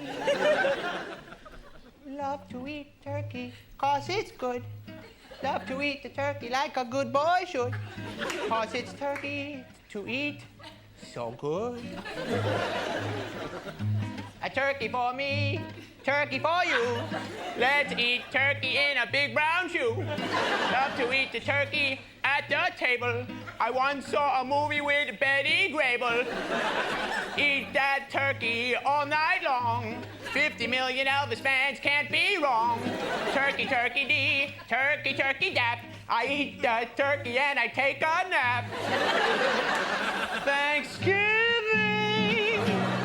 is a special night. Jimmy Walker used to say dynamite. That's right. Turkey with the gravy and the cranberry. Can't believe the Mets traded Darryl Strawberry. Turkey for you and a turkey for me.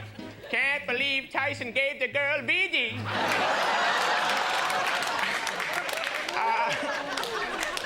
Gobble, gobble dee, a gobble, gobble docky. I used to go to camp at Lake Winnipesaukee.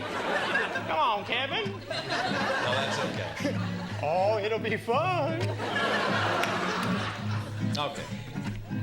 A turkey for me and a turkey for you. Let's feed the turkey in a big brown shoe. Turkey-lee-dee and turkey-lee-ducky. Love to eat the turkey with a lot of stuffing. Turkey and sweet potato pie. Sammy Davis Jr. only had one eye. Oh, turkey with the girls and a turkey with the boys. My favorite kind of pants are corduroys. Gobble, gobble, gee, and a gobble, gobble, pickle. I wish turkey could only cost a nickel. Oh,